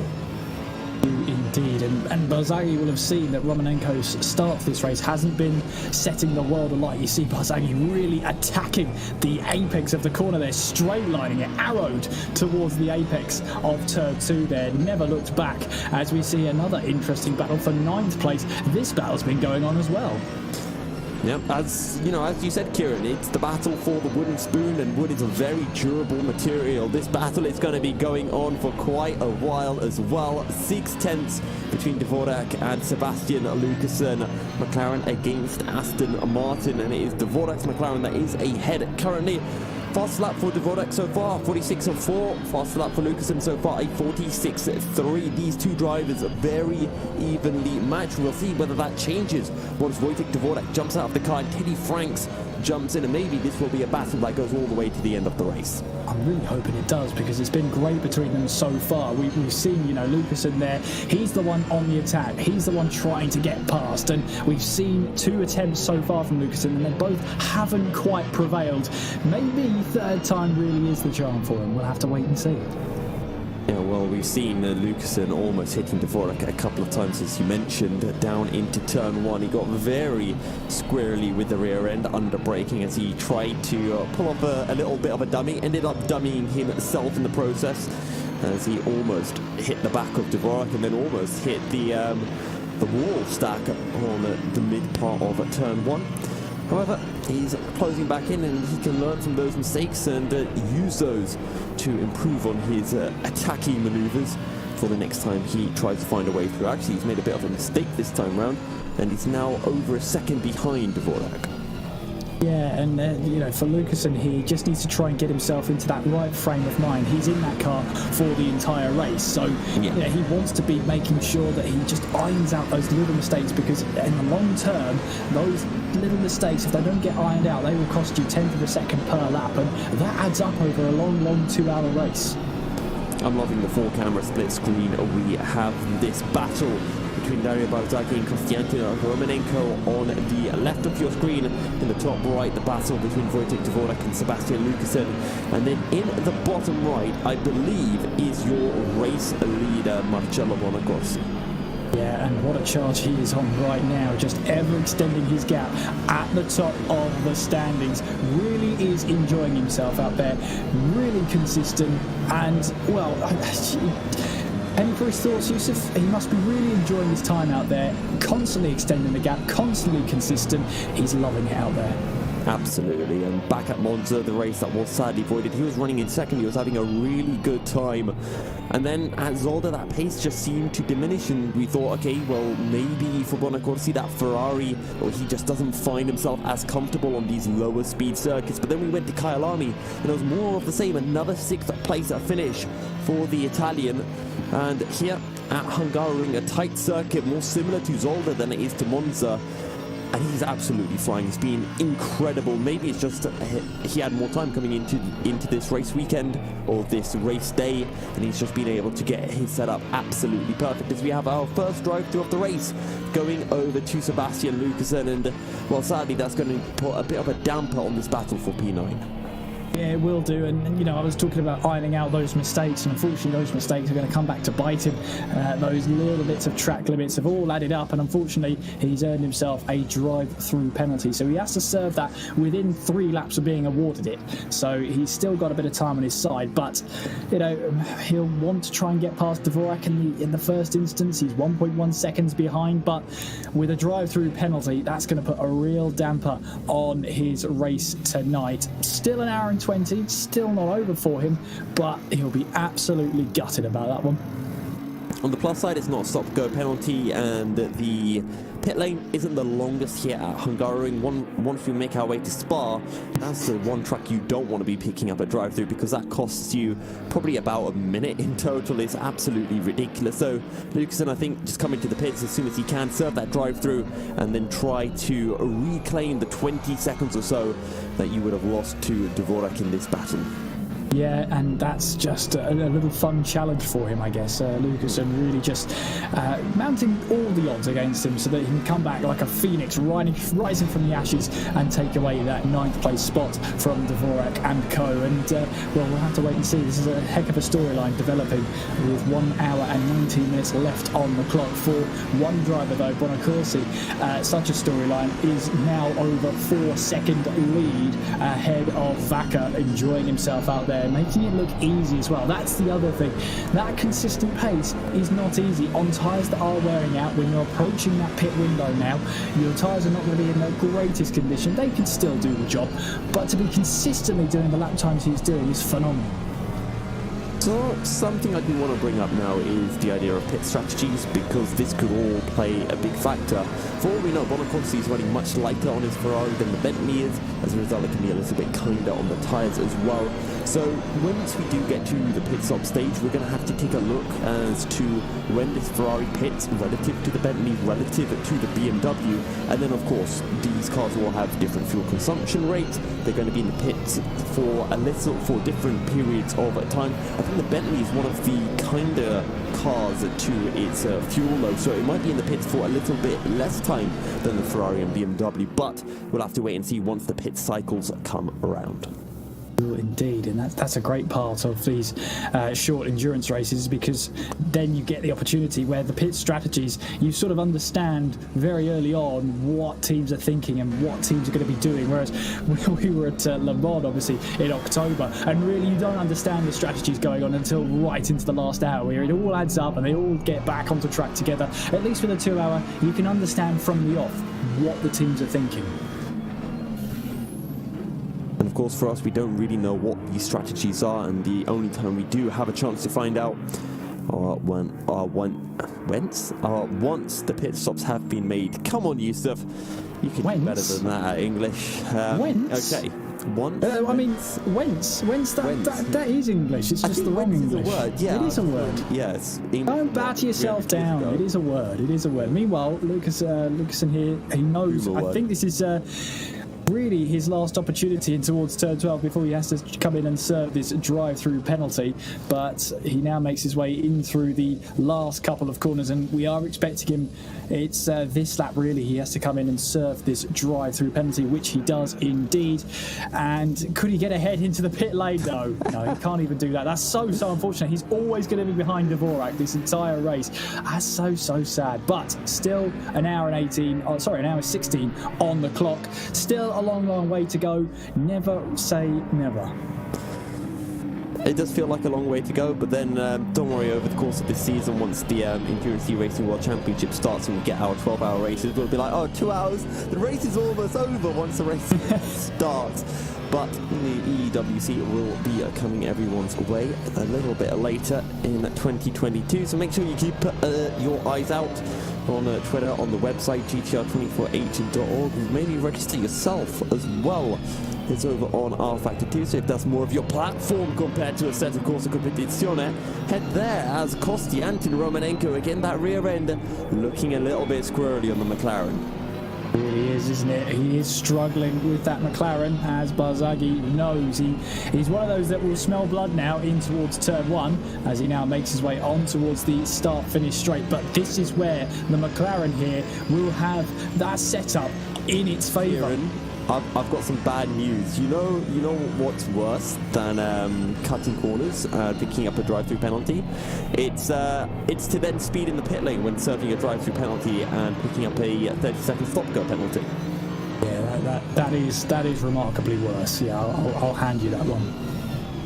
It only lost like 23 seconds as well from his drive-through, so now he's going to lose 53 seconds. He's going to be practically a lap down on Dvorak. He will be a lap down, surely. It's getting into that territory now. So yeah, that's really unfortunate. Then he would definitely be a lap down on the leaders, and of course once he's got those blue flags, as the race director was very adamant over the past 2-3 weeks to respect the blue flags, that's just going to lose him even more time there. So he's got to have to be careful about that one too. But we're riding on board then with Barzaghi still applying that pressure to Romanenko, and you get the feeling that maybe Barzaghi's getting a little bit frustrated because he knows overall he's got the quicker car through these corners. He's managing to catch this McLaren. He sees Romanenko making those errors, the back end getting twitchy, but he's not able to close in because the McLaren, where it's a little bit twitchy in the corners, it's set up perfectly for the straights that he can actually pull away from the Mercedes, even though the Merc has some slipstream. I think the key thing to remember is Barzaghi is the one is Romanenko who put his McLaren on pole. Overall, we know that Romanenko has a little bit more pace than Barzaghi. The issue for Romanenko is the fact that he can't find that consistency. We talked about the rear end. We saw it in particular with Sebastian Lucas and how squirrely it was, and we were wondering if the drivers would have slightly more stable setups for the race. And well, for Romanenko, it doesn't seem that is the case, and is what's really hurting him. If he really put his head down, put in 110%, he could probably set an absolutely blistering lap time. The issue is, half of the time he'd probably make a little mistake and lose all of that time. Yeah, and you've got to find that perfect balance, haven't you, in trying to push as hard as you can, but making sure you keep yourself just in line with your limits, just 1% inside, maybe even a 1/10% inside your limits. Know where they are so that you don't make those mistakes. It's so easy for us to say up in the commentary box, but once you get going, once that adrenaline starts flowing through, it's a completely different story. I mean, speak for yourself. I make plenty of mistakes in the commentary box. I know the pain. Adrenaline rush. You're commentating over a cool little battle, and then you get your driver names completely wrong, and you look like an idiot. Yeah, well, it happens to the worst of us. Don't worry about it. It happens to the worst of us. Is that meant to be a positive thing, or is that negative? It's your interpretation. That's the most powerful thing in this statement, for sure. But there is Romanenko again, still managing to hold his ground, but of course he's still leading the way. 7.5 seconds separates himself and Vaca right behind. Again, that Merc looking ominous in the rearview mirrors of Romanenko. Back onto the power he will go up towards the final corner, and we're getting into 70 minutes to go in this race. We're just awaiting for that that pit window to open. We're not far away from it. I just wonder what sort of strategies are going to be on the table here. I'm thinking Barzaghi has got to try something different. He's going to do something that Romanenko isn't going to do. Maybe that's the only way he's getting past this McLaren. Imagine if they pit on the same lap time and Barzaghi manages to leapfrog Romanenko.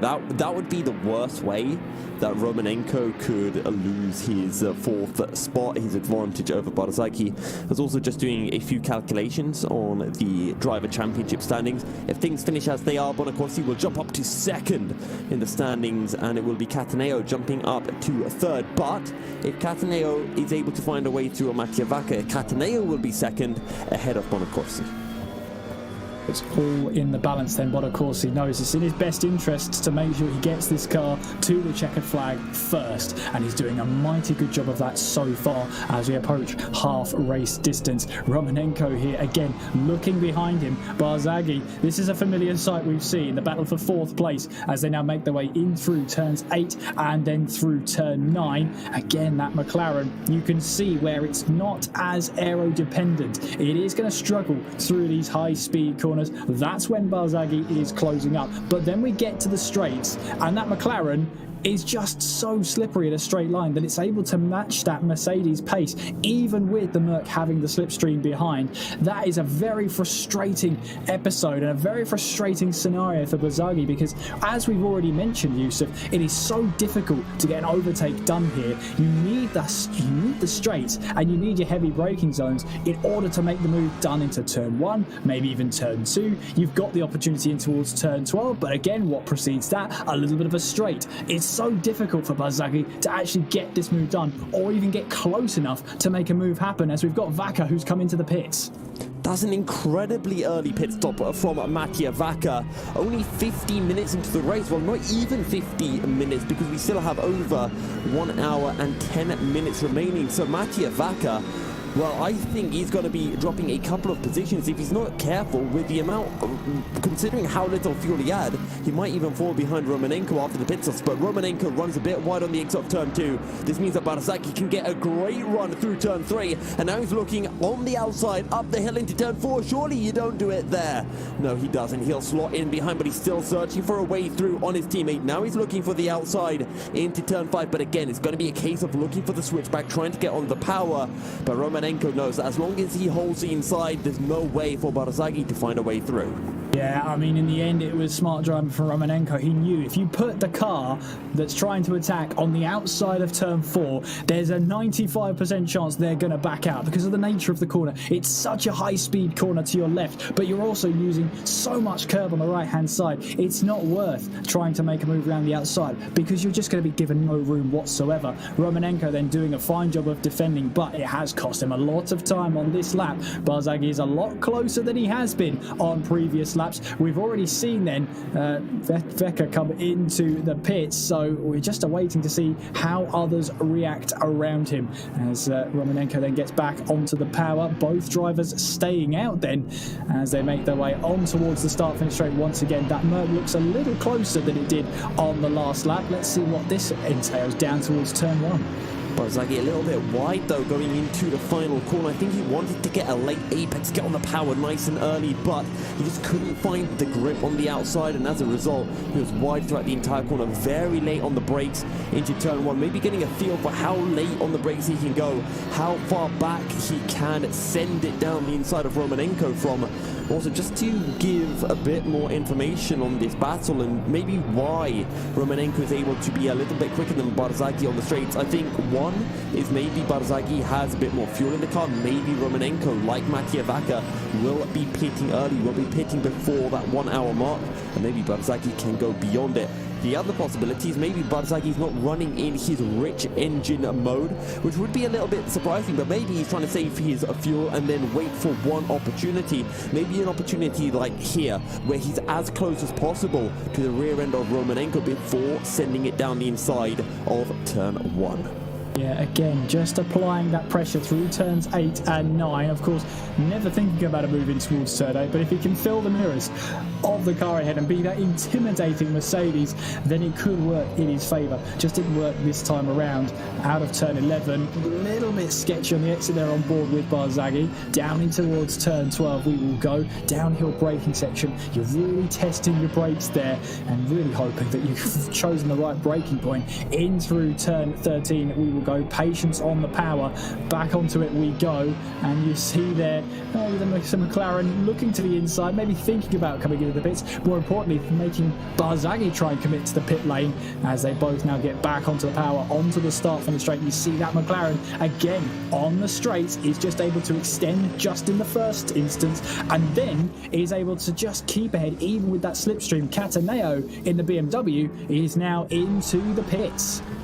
So again, early pit stop before Cataneo, and it's Bonacorsi who can go further than any one of those top 3 drivers, which is really surprising considering that Bonacorsi was the one who was leading. That Bonacorsi had more pace as Romanenko runs wide through turn 2. This means Barzaghi's got the outside for turn 3, but he's going to look for the switchback right on the rear end of the McLaren.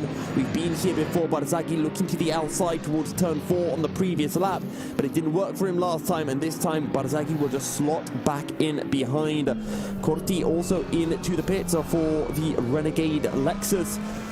And I just want to touch on a bit of the driving style we've actually been seeing from Romanenko, because what we see is Romanenko is very happy to let the car run wide on the corner exit and then drag the car across really aggressively so that he's on the outside on the run into the next corner. So you'll see this, for example, coming through the penultimate corner, pulling the car back over to the left for the final corner. You'll also see it on the exit of turn 2, pulling the car over to the left for the right-hander of turn 3. And what that means is that this McLaren can be a little bit unstable under the braking going into a corner, and that's what Barzaghi can try to take advantage of.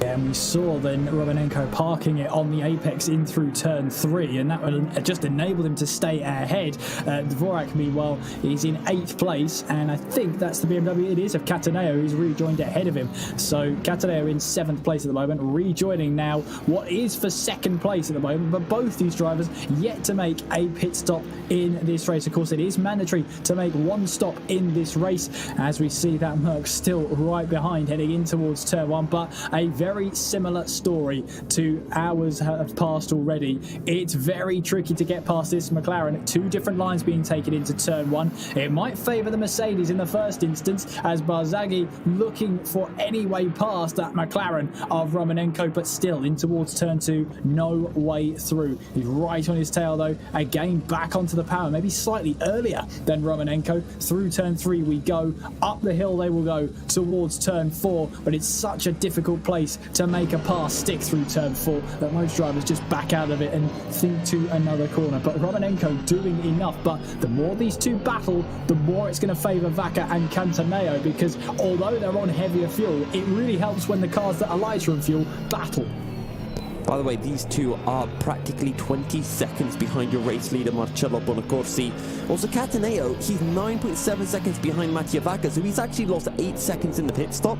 And sure, I thought the Bentley would be a little bit better on its fuel and need to put in less fuel into the car. But, oh, that's a mistake. That's a mistake and a half from Barzaghi, but he keeps it on the track. He'll lose maybe about a second in the process, but not much more.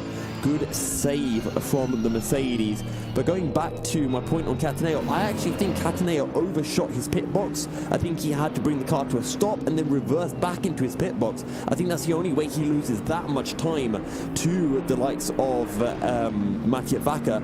So I'm wondering now if Romanenko and Barzaghi might actually be able to jump him in the pit stops here. Yeah, I mean, it's possible, but the more they battle, the less likely that's going to be. You know, if you're battling, you're losing a lot of time. It's allowing the likes of Vaca and Cataneo to really close up once again, and that's just going to be all made too easy if Romanenko, Barzaghi battle away. But Churka, he's managed to sneak under the radar. He's starting to close in, and he will be very close to the back of these two. He's also yet to stop. Your top 4 in this race all yet to stop in this race with 63 minutes left on this clock. Romanenko, well, Nandi's got that breathing space to the Mercedes behind. Maybe he can start to focus now on taking his usual lines rather than slightly defensive ones. Well, let's see what Verchirka has, because he's been closing in on Barzaghi and Romanenko for quite a while. Whether that's because Romanenko and Barzaghi have been battling, I'm not sure, but... Oh, that's a mistake and a half! What did Romanenko do? I think he just lost the rear end on the exit of turn 5. Well, that's a huge way for it all to end for Romanenko. But we'll have to just wait and see. Play up on that. Yeah, we'll have to wait and see what on earth happened there. So this is getting on board then with the Mercedes behind, and we're making our way now through up towards turn 5. Up the hill we go, and towards turn 6 and 7, he pulls to the right hand side. Yeah. So I've actually got the onboard view with Romanenko. I mean, that's just such a bizarre place to let your teammate through. So let's see what happens. He's on the run up towards turn 4. No issues or anything like that. Nice and clean to turn 4. Smooth as you like into turn 5. And this is where he's just going to pull to the right. Let's see if he actually shifts down a gear as well, because... Yeah. What? Something's wrong. Something's wrong with that. But then he just goes again. It'd be interesting to see what on earth happened, but I can't work out what happened there. Maybe something wrong on his end, maybe something wrong with the rig itself, who knows? But in any case, he stopped the car, lost 2 positions, and then got back going again. So, yeah, hard to say what happened there, but what has happened for sure is that he's lost 2 positions. Barzaghi now up into 2nd place, and Verchirka now up into 3rd, but they've all yet to stop in this race. Watching out then for that 5th placed car, because at the moment, you know, we can't see the gaps at the moment to everybody else. They've got to just catch up to themselves at the moment. But that number 16 car, keep an eye on it, because it might be a heavier car, but now nobody in this top 4 is going to be battling each other. That's just going to make it that little bit more difficult for Veka to just try and close up. I'm just taking a look over on the YouTube chat to see if anyone has any information on what happened to Romanenko, because he's driving again perfectly fine. He brought the car to a stop for what was it, a second? I mean, it could have just been he had a leg cramp and he had to just stretch out his leg for a second. It has happened in the past to drivers. Yeah, I mean, yes, but at the same time, I think that's such an unlikely, you know, you've got so much adrenaline flowing through you that's really not a very unlikely scenario. Verchirka, meanwhile, coming into the pit lane on the stroke of the hour of the race clock, that is, as he slows it down in time for the pit speed limit line and just making his way down. But, well, pit stop's yet to happen, Yusuf. I think you know what happens next. Well, Verchirka in the pits, and it's going to be important to see once the likes of Barzaghi and Romanenko pit where they come out relative to Verchirka. Also remember, because Verchirka's pitted now, he's going to have fresh tyres on the car before Barzaghi and Romanenko. That means that he can put in some quick laps and he can possibly find the undercut on the pair of them. I say on the pair of them, just on one of them, because he was ahead of Romanenko. And as Verchirka pits, I think it's also a good time for us to jump on into a short commercial break before we return with the 2nd hour of our Sprint Series Round 4 from the Hungaroring. The GTR 24H Sprint Series Season 2 Hungaroring is presented in partnership with Viper Gaming by Patriot, A-Stick Sim Sport, ESTV, and Motorvision.tv.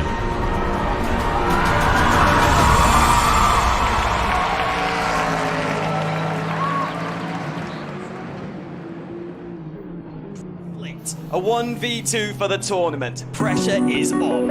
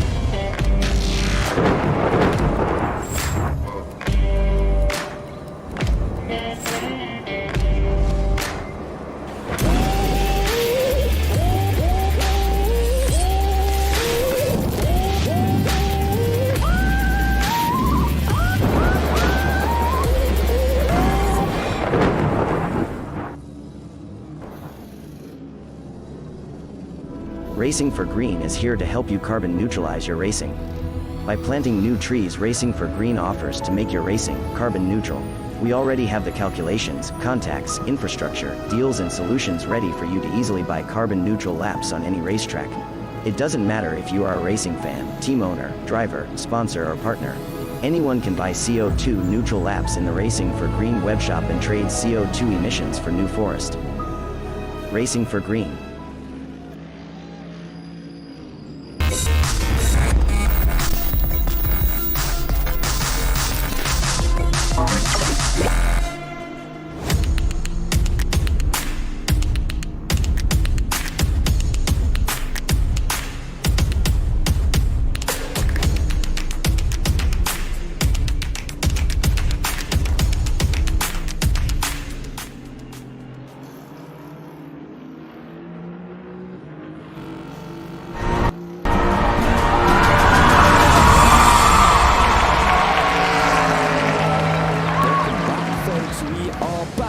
Circuit, 55 minutes remaining here at the Hungaroring, and you have not missed anything during our commercial break. Romanenko and Bonacorsi still yet to pit. They're going super long on their current stint, and I think Bonacorsi might be jumping up a couple of places as a result of it as well, Kieran. Yeah, I think so. But of course he's been so quick all night long so far, and he's just making sure now he's got the pace to really help himself out. But we've got to watch out for Vaca though, because he is not too far away. There's your standings at the moment. Then Romanenko in the lead of this race, but he has yet to stop. That's going to put Bonacorsi in second place. Vaca is in third, and it's looking, it's shaping up to be a very interesting final hour. Romanenko will have to come into the pit. It'll be interesting to see where he rejoins in that battle as well. He's made a couple of mistakes. We saw just before the commercial break, Yusuf, a very odd occurrence out of turn 5. Yeah, and we saw Romanenko go through turn 5, all fine. He then pulled over to the right, brought the car to a stop for about a second before going again. So he lost about 10 seconds in the process, and we have no idea why Romanenko did that. It could have been anything from a leg cramp to, I don't know, maybe his mum asked him to grab something off a shelf. There's a whole host of different issues that could have occurred for Mr. Romanenko. I feel like you said that with personal experience, Yusuf. I don't know why, but it just seems like that grabbing a book off a shelf is something that's happened to you, but I could be wrong. It has happened to me. It's not happened during a race. As I'm rather tall, my mum's Italian and she's rather short. So there have been various instances in my life where my height services have been required. Height services. Yes. That's what I should call what I am then. Yes, I'll use my height services to get that for you. Yeah. It sounds very professional, doesn't it? It sounds professional. It sounds too professional for me, though. That's for sure. That is for sure. No, I'll just use my height services to get that off for you. You know what, Yusuf? Yes, I am going to use that, actually. I've changed my tune. I'm going to use it. I don't know when, I don't know where, but I'm going to use it. Yeah, I need to add it to my Twitter bio. Also, contact me for my height services at milkycereal@heightservices.co.uk. Height, so it's its own company. It's a company, yeah. It's a public limited trading company or whatever it's called. Bizarre things can happen in GTR 24H, and that's just in the commentary box. That is for sure. That's also business ideas are part of the race, right? Well, yeah. I mean, in the UK, the UK, they've got The Apprentice on right now. I mean, we could pitch that idea to them. Height Services Limited. Yeah. What could go wrong? What could go wrong? We'll bring it on Dragon's Den. What could go wrong? Yeah, we just had a really good idea from Peter as well. Apprentice. I think we should get people in the YouTube chat to drop to us their business ideas, and then we can review them. And if we think they're good, we can just steal them as well. Yeah, that's it. This was all a ploy in the first hand, just to get some business ideas.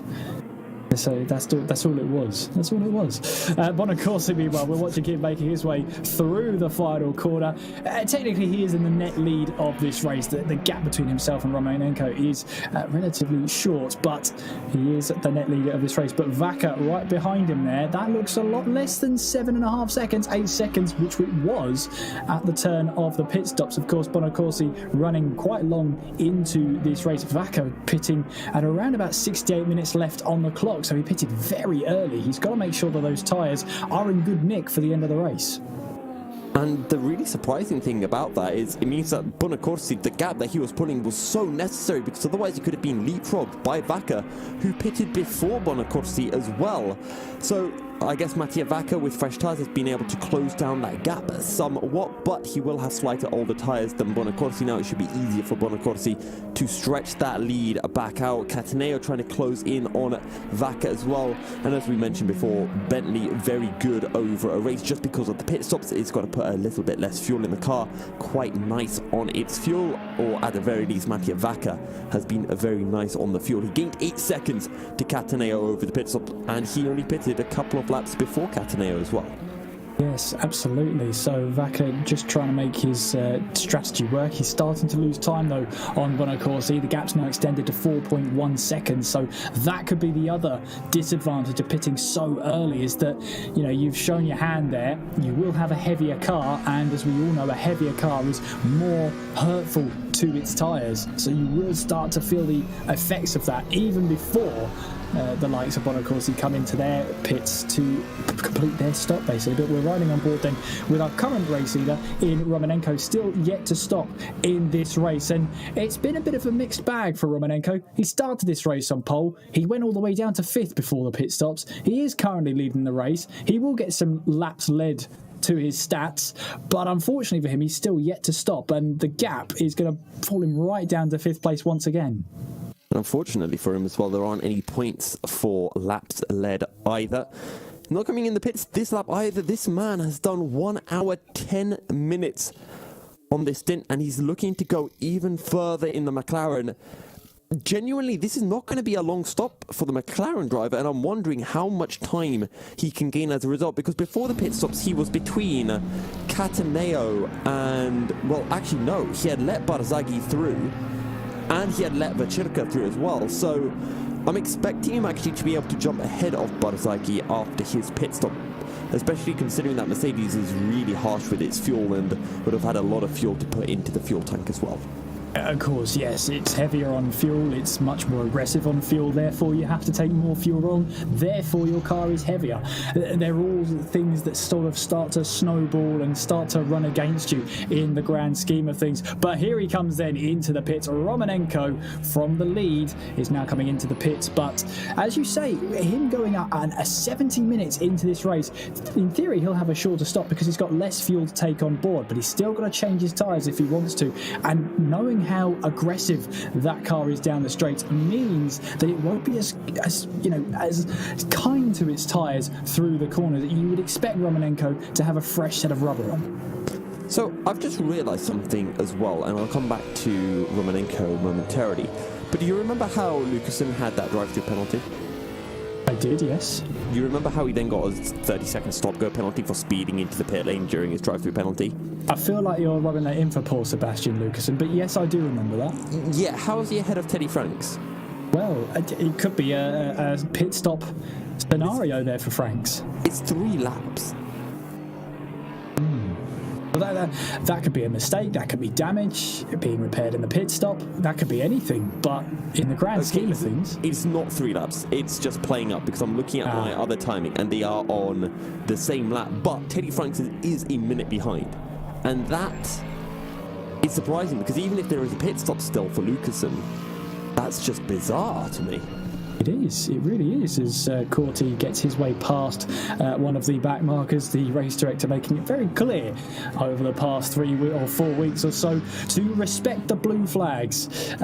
He made that pretty clear, I think, Yusuf. Yeah. Just from the commentary box, we sort of got the message, so hopefully the drivers did too.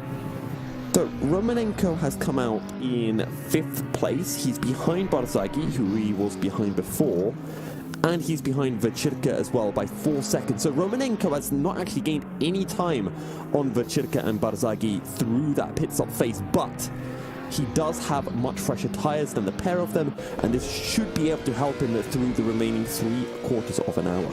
Yeah, he's got fresher rubber, and he's got fresher rubber on whilst the car is much lighter than any other car in the field. So in theory, his tyres should be absolutely thanking. Well, this set of tyres will be thanking him. His last set of tyres may not be so kind to him.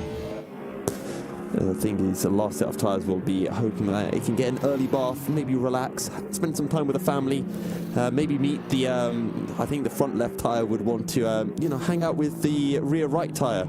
It's been a while since those two saw each other. 70 minutes, in fact. It's a long, long time for a set of tyres, isn't it? Well, actually, you've got to remember, Kieran, it's more than 70 minutes because, you know, they would have been put on the car before. Then there's a whole formation lap. Plus, also, this is the really terrible thing with tyre treatment. The tyres are actually kept apart from each other before the race. They're actually kept in their own individual tyre blankets. It's, yeah, it's a bit of a cause for concern. Yeah, I mean, it's a lonely life being a tyre, but I suppose you take the grain of salt where you can. Bonacorsi, meanwhile, back to status quo for him. He's leading the way 6.5 seconds, it almost is, as he looks to once again extend his lead at the top of this race. I mean, what a stellar job he's done so far. He's got 3/4 of an hour left to go. He's been so consistent throughout this entire race. It did not start off the easiest way, but my goodness, has he recovered, and how he's had such a lot of pace since. Bonacorsi has been absolutely fantastic, not even qualifying on pole, I believe. I'm trying to remember where he qualified. I think he qualified, what was it, third? Yeah, I think it was third ahead of Cataneo. I think Vaca qualified in second, if I recall correctly. But he's got himself a nice 6.5 second lead over Mattia Vaca at the moment. And last time round, Bonacorsi 44.6. Mattia Vaca 45.2. So he's continuing to extend his lead. Cataneo matching the times of Bonacorsi and closing in onto Mattia Vaca. So we might get a battle for P2 yet in this race. Romanenko also closing in onto Vechirka by a rather large amount as well. Romanenko dropping behind Vechirka, so that's going to be one to really set off the alarm bells for Romanenko, having to try and now pass Vechirka to try and get back 5th place and see if he can get some more points on the board. There is Vechirka then in 5th place in that number 46 machine, back onto the power, and right behind him that's Romanenko as they make their way on towards the start for the straight. And as we've already seen, Yusuf, Romanenko's McLaren is very slippery in a straight line. If he's going to catch Vechirka, it's going to be in a straight line. And it's so weird as well how this interaction has been between the McLaren and the Mercedes, which we saw before with Barzaghi trying to find a way through Romanenko, because Romanenko in this McLaren, which is usually a slower car than the Mercedes in a straight line, was able to go so well, it was able to match the Mercedes in a straight. And considering that Romanenko went further in his opening stint than Barzaghi, it makes me really scared as to what's going to happen now that Romanenko will be on level fuel with this Mercedes. Makes you scared? That's an interesting use of vocab there. I think I'm personally excited because it's two different strategies. I'm scared for the Mercedes. Oh, I see. I see. Oh, so you're taking sides. Right, gotcha. Okay.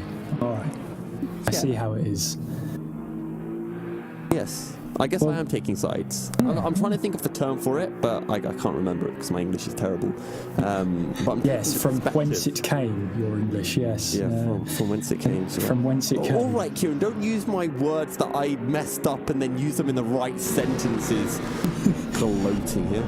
Well, I mean, someone who could be gloating could be that McLaren by the end of this lap, because he's really closed up to the back of that car ahead. Vechirka's got to be watching his mirrors then as they make their way through that penultimate corner, back onto the power they will go, and up towards the final corner. Let's see how they get on. But that McLaren looks really onto it. This could be a potential move in towards turn 1, Yusuf. Absolutely, and we already talked about that McLaren straight line speed so far this race. Does the Aston Martin hold a chance? Romanenko over a second a lap, they're quicker than Vechirka. He has a little look to the inside, but too far behind this time around to make a move happen. Vechirka actually running a little bit wide through turn 1, but Romanenko unable to capitalize on it as the duo make their way down the hill towards turn 2. Vechirka still holding on to P5 ahead of Romanenko. Both of them are actually looking to run a bit wide, but it does look like Vechirka just struggling with the front end of the car a little bit more than the Ukrainian driver. And they now make their way up the hill towards turn 4, and again, a very difficult place to get right. You want to keep your foot planted, but you know you've got to yield at some point as you're hurtling towards turn 4. The drivers now make their way back up the hill. Vacherka's got a battle on his hands, heading up towards turn 6 and 7. He's just got to focus on his own lines, but Romanenko is not going to make this easy as we head our way through turns 8 and through turn 9. Again, we've seen it before, Romanenko, his car isn't really set up for these high-speed flowing sections of corners. Where it is set up majorly for are the straight lines. Coming down towards turn 12, I don't think he's close enough yet to try moving towards Vacherka in through turn 12, but he can brake mighty late and close up mightily more for a second bite of the cherry down the start-finish straight. Well, this is the closest that Romanenko has been to Vacherka since the pair made their pit stops a few laps ago. And Romanenko just shows his nose down the inside into the final corner, just trying to put off the Italian. And he's got a good exit onto the start-finish straight, surely. This is his moment to take the lead. Vacherka, will he go defensive? And it doesn't look like the Italian will. Romanenko will pull his car to the inside and send the McLaren up the inside into turn 1 and up into 5th place. Yeah, nice move from Romanenko to take away 5th place from Vacherka, and having another look at that was cool, it was measured, and for a sense of Vacherka, he didn't really prevent this one. He could have gone defensive here, but he soon realised that maybe it was just a little bit futile. It would have cost him too much time.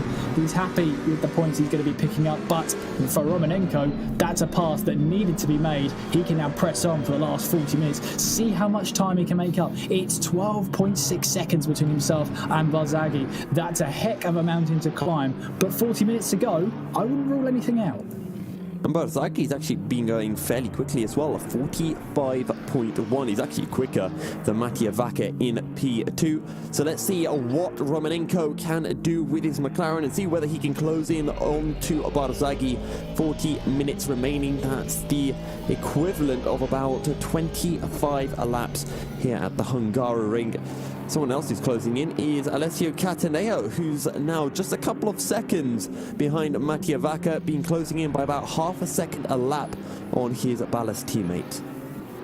Absolutely is, and we will something to keep our eye on for the remainder of this race. I mean, this is the part where strategies are going to start to take into effect towards this end of the race. You're going to see gaps closing up, you're going to see gaps extending, and there is Vacherka then making his way on towards the start-finish straight. And you can see already that McLaren, let's see the gap towards the line. Oh, it's 1.2 seconds already. Oh, after one lap, that's how quick Romanenko was, and he now makes his way down in towards the first turn.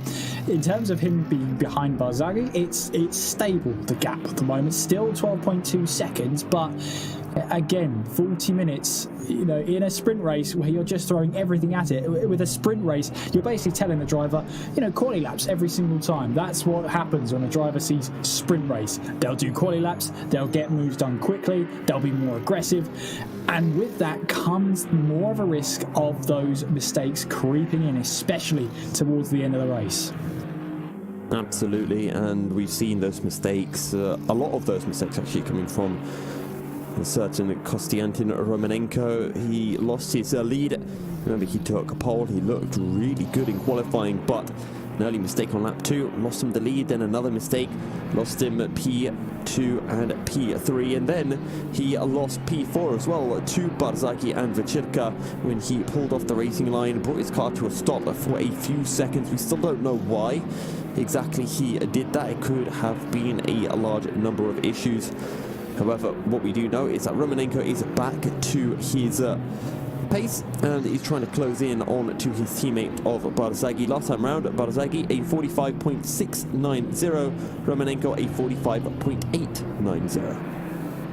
Close between them, so you can tell that they're both giving it everything at the moment, and very, very little to separate them at this moment in time. But Still quite a way to go, you have to say, and for everyone involved, it's going to be a sketchy couple of minutes. Cataneo, meanwhile, 2.8 seconds behind Vaca as he looks to try and close in. It's been roughly this similar pace. The similar pace between them means that the gap really hasn't budged, or if it has budged, it's very, very slight. In terms of that, Romanenko actually taking out a big chunk of time from Barzaghi in the last 30 seconds or so. The gap is now down into the 11-second bracket, so good news for Romanenko. He's closing. Is it going to be enough for him to challenge in the last 5 minutes or so? This is also an important point as well, because Romanenko clearly had a quick car in qualifying, but that might be because he's prioritised the straights. I mean, we've talked about how difficult the overtaking opportunities here are and how limited they are. You've got big ones into turn 1, you have a chance through turn 2, and you have a slight chance into turn 12, but you've really got to rely on you getting a great exit out of 11 and the driver in front of you getting not such a good exit. So has he prioritised qualifying, getting that pole position, knowing it's going to be a difficult race to get some overtakes done, but it started to unravel when he made that mistake on the second lap?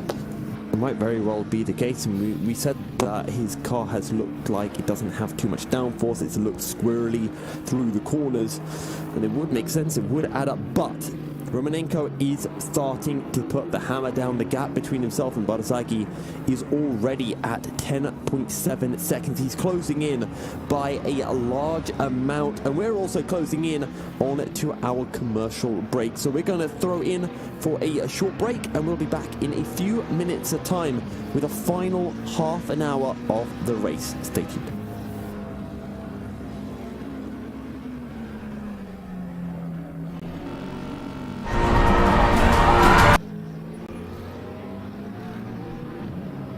I guess. The GTR 24H Sprint Series, Season 2, Hungaroring, is presented in partnership with Viper Gaming by Patriot, A-Stick Sim Sport, ESTV, and MotorVision.tv.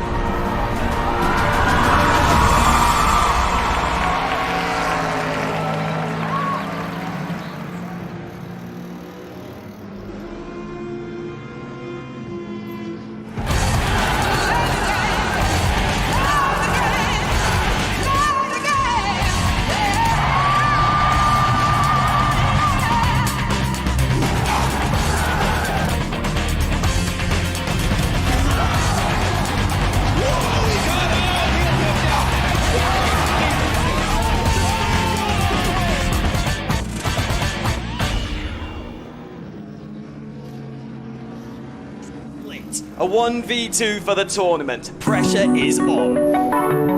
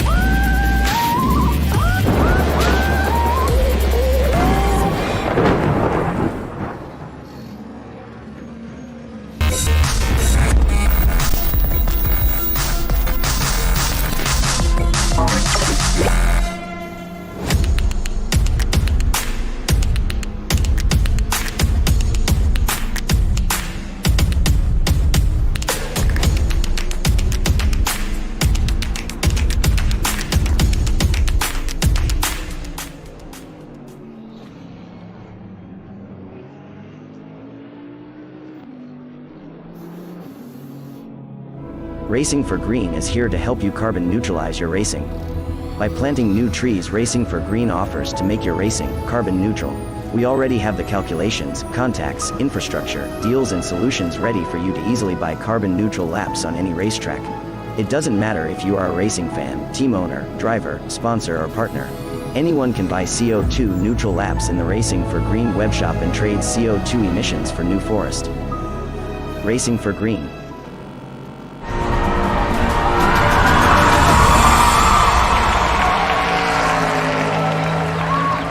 Welcome back, folks. We are into almost the final half an hour. We're into the final 33 minutes. 32 minutes and 20 seconds remaining, and it's ticking down as well.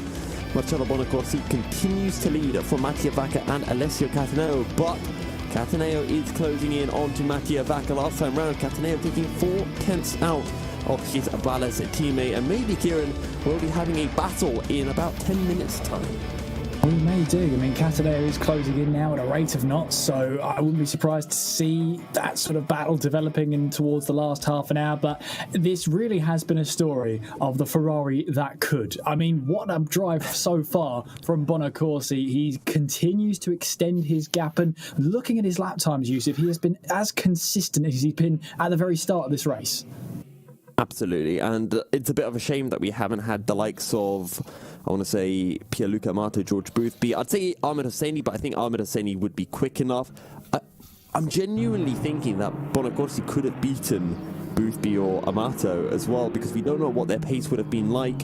Also remembering that Amato was in the BMW, Boothby was in the McLaren, both cars are being nerfed, which would mean that Bonaccorsi's Ferrari would stand an even better chance against them.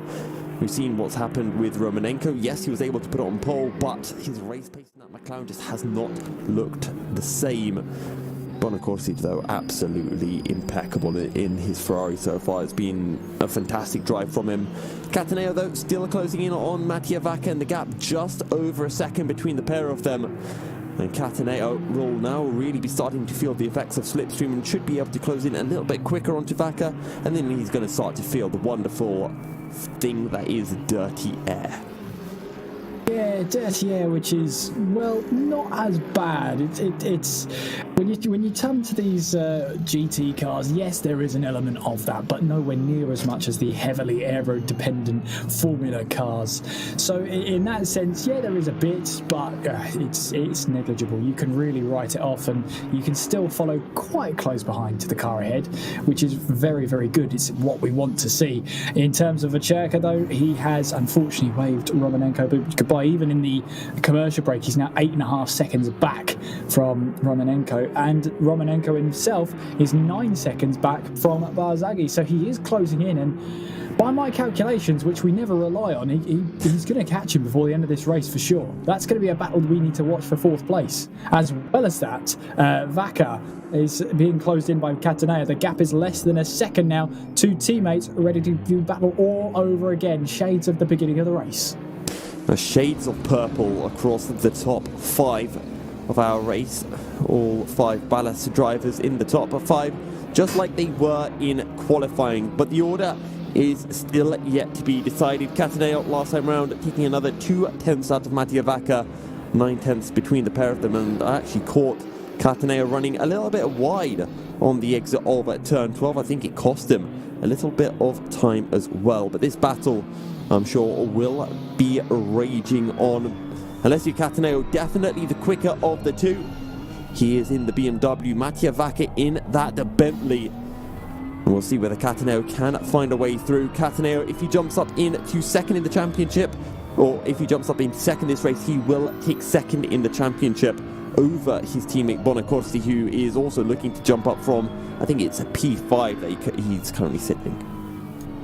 Absolutely, and Romanenko here, he wants to make sure this gap is closing and closing lap after lap, second by second. He wants it coming down, and that's in his best interests, because as long as it's coming down, that means he's got a chance of closing and passing Barzaghi for 4th place, and a little bit of retribution as well coming into that. Gap is currently 9.3, riding on board now with Cataneo, who again 9 tenths behind Vacca at the moment, as we ride our way through in towards that fast right-hander of turn 11, onwards now towards turn 12. This is Cataneo now, maybe sizing up a move, ready for the start-finish straight. We'll have to wait and see. Vacca will have his rear view mirrors very much full of a certain BMW behind. I'm sure it's a familiar BMW as well. I'm sure these two practice together a lot, both from the same team. They'll know each other well, they'll know each other's driving style. And this is the first time that Alessio Cataneo has been within striking distance of Mattia Vacca. As we enter onto the start-finish straight, we start a new lap 52 of the race. But Alessio Cataneo too far behind to have a send down into turn 1, but you can see how much he goes. Under braking, he taps the rear end of his teammate.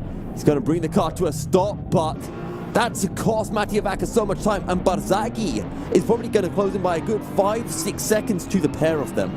Oh, that's Cataneo. That's rule 1 of teammates. Do not crash into each other. He's broken the golden rule as Cataneo. He will not be the most popular man in that team ballast debrief room. Right now, they've got to put everything behind them and just keep going. They can't let that disrupt them. Barzaghi's going to close in. In turn, Romanenko, who's closing in on Barzaghi, will also have his eyes lighting up. He will have seen that gap coming down to himself and Cataneo and thinking, what on earth has happened there? Well, what on earth has happened is one of Romanenko's best scenarios. The two cars that really he has a chance of, and really an outside chance of trying to battle, and it really is outside chance, may have just been brought indoors a little bit more. I'm just looking down in the TeamSpeak channel. Cataneo and Bonacorsi, they're actually both in the same VC, but they're both muted, so they won't be having any communication with Mattia Vacca currently. So something interesting in some of the times that I've done some online racing with a teammate, actually Sandro Van Sant, who races in the series. You know, usually when someone hits you, you start swearing, you start cursing. But when you're with a teammate, when you're with a friend and they hit you, you just end up laughing for some reason at how stupid they are. And it's quite entertaining. And then you swear at them after the race. Yeah, leave it till afterwards. Well, yeah. Let's see what happens then. Take 2, and hopefully for this time we get a bit of clean racing action. On towards the start-finish straight we will go. Is this another chance then for that BMW to look for a move down the inside? It is a little bit too far back this time around, so Vacca's going to hold on to second place. Cataneo then holding on to third. Barzaghi, meanwhile, well, that gap was tremendous between second and third, and then down to fourth. That's now less than 10 seconds. Romanenko just over 7.5 seconds back from Barzaghi. I have to think this is going to be an accordion effect. I think second and fifth are going to close back up in towards the final 5 minutes. I'm all for it. Yeah, it's going to be really interesting to see how this plays out, because if Romanenko can get through on Barzaghi quickly, he's really got a shot at even getting P2, depending on how hard these two battle. Bonacorsi 20 seconds clear of Vacca and Cataneo. We've also got another battle because Ceredi is closing in onto Vacirca. Last time round, taking 7/10 out of his Renegade teammate. But look at Cataneo, and the key thing to remember is you saw how much Cataneo was able to close in onto Mattia Vacca under the brakes. Cataneo super confident on the brakes compared to Mattia Vacca's Bentley, and that might just be a car thing, but it's going to give a very, very clear opportunity for Cataneo to overtake Vacca down the inside into turn 1. Yeah, it might do. It might just be that little spark that Cataneo needs to get himself past and basically make sure that Barzaghi and Romanenko do not catch him. That's going to be an important one as they now make their way into turn 13.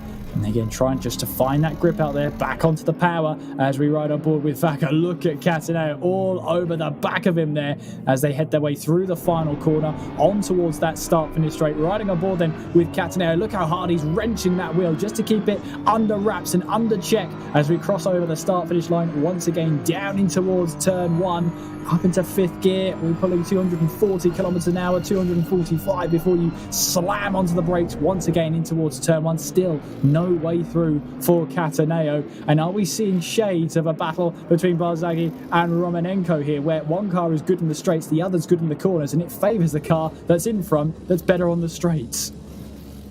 Well, thankfully for Romanenko, he's a car that, well, the thing is, usually we'd say it's Barzaghi in that Mercedes who's better in the straights, but this race I don't know, because Barzaghi was struggling so much on the straights to keep up with Romanenko, so I'm genuinely starting to think that maybe Romanenko has the pace advantage in this McLaren, which feels so weird to say, but maybe it's just a setup.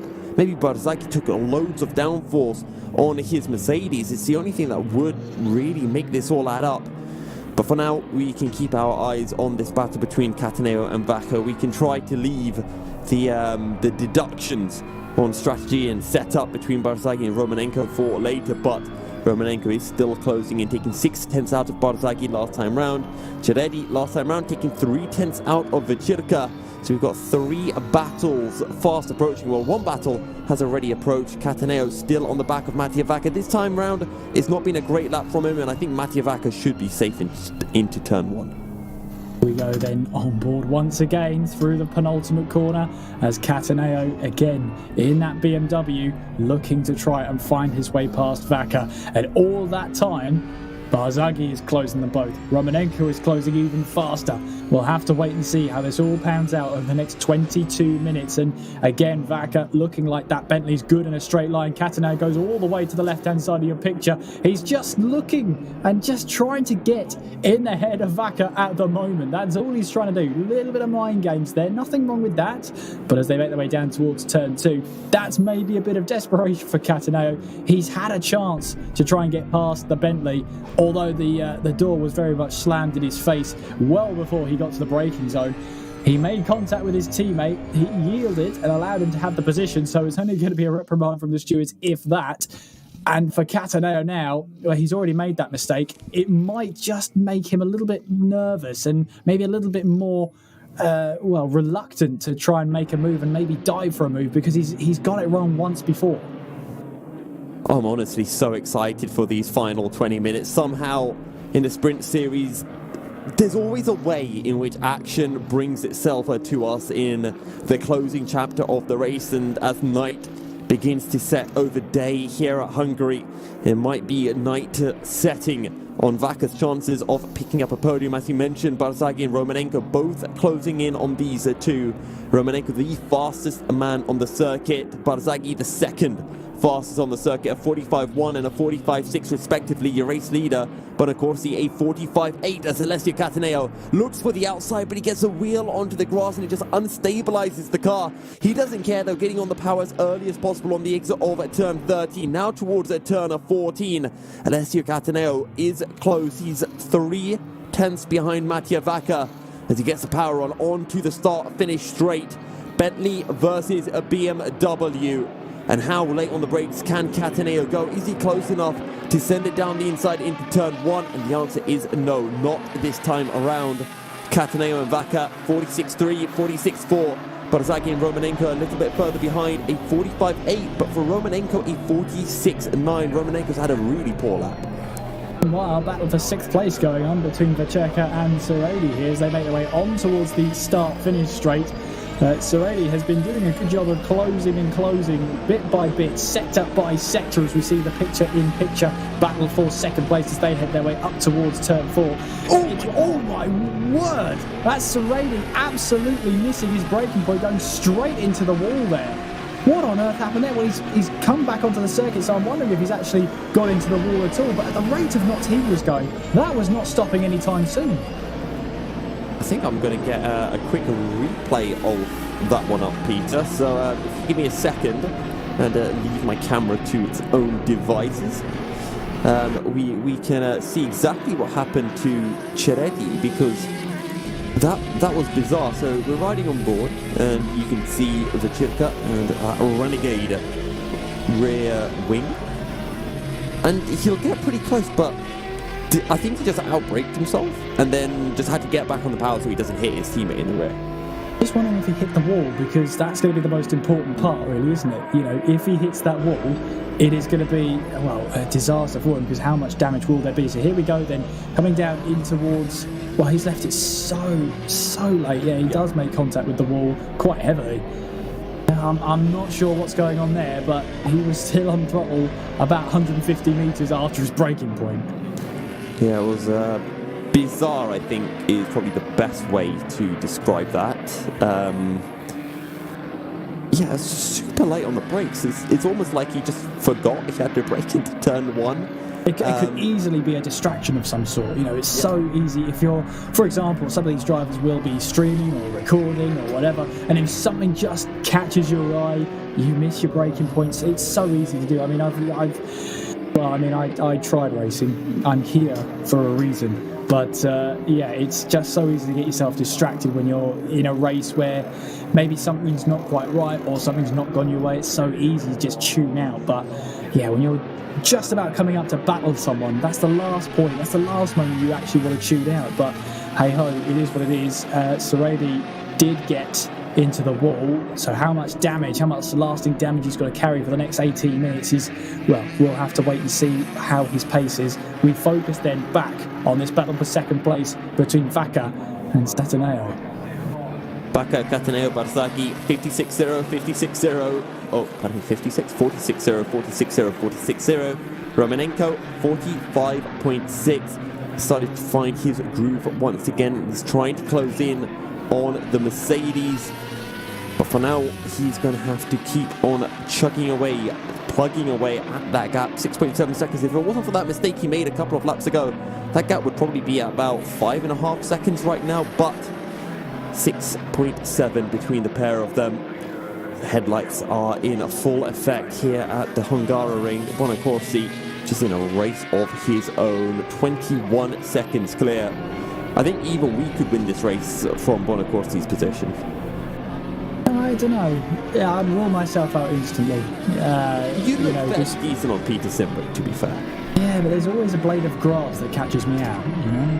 Right. Always just the one blade of glass. Meanwhile, though, Cataneo is really onto the back then, heading through turn 2. Onwards we go through turn 3, but we've already seen many a driver back out of a move in towards turn 4 because it's simply not effective. You just cannot get the move done unless you're already ahead. Such a difficult corner. The nature of it as well favours someone. But here goes Cataneo again, just putting us some pressure onto the inside of turn 5. I don't think he was ever going to make the move. He was never intending to make the move. But the pressure he's applying on Vaca is reaching boiling point now. Vaca's handling it well though. And by looking for those moves, you accomplish two things. One, you scare the driver in front. Mattia Vaca now has to be aware that maybe Cataneo could send it down the inside. And the other thing is Cataneo, he can learn, okay, is this actually an overtaking opportunity?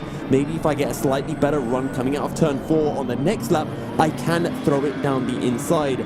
And it's just testing the waters, finding where your strengths are, where Vaca's weaknesses are, and then being able to exploit them. 15 minutes remaining. Cataneo knows that he's never going to catch up to Bonacorsi. He can use all of his resources on just passing the Bentley in front.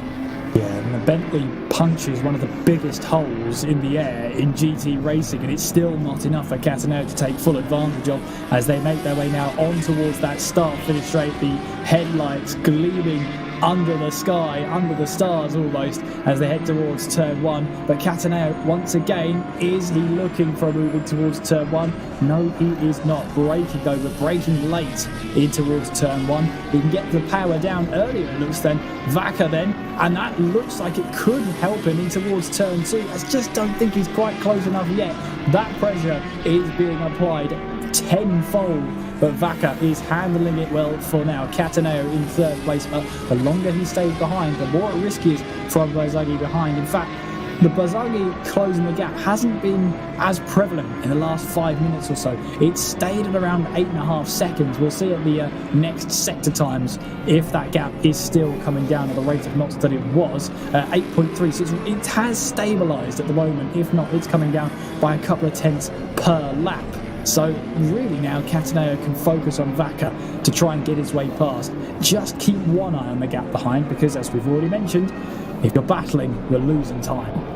14 minutes remaining, around about 9 laps. Ceredi back to within 1 second of the Circa. Romanenko still closing in on Barzaghi last time round, taking half a second out of his ballast teammate, but I have a feeling it might be a little bit too late. He needs Barzaghi maybe to make a mistake or two for Romanenko to really get within striking distance. It might even come down to the last lap of the race. But we've seen mistakes already so far at the Hungaroring. We might still see some more mistakes. Still a little bit of a way to go. So Cataneo and Vaca make their way through the final corner. And maybe this time Cataneo is close enough. A lap car ahead, getting well out of the way. I think that is the McLaren of Teddy Franks up ahead. I'm not quite sure, as Cataneo has a little think about the inside. In the end, decides against it, as that is actually the Aston Martin of Sebastian Lucasen who moves out of the way.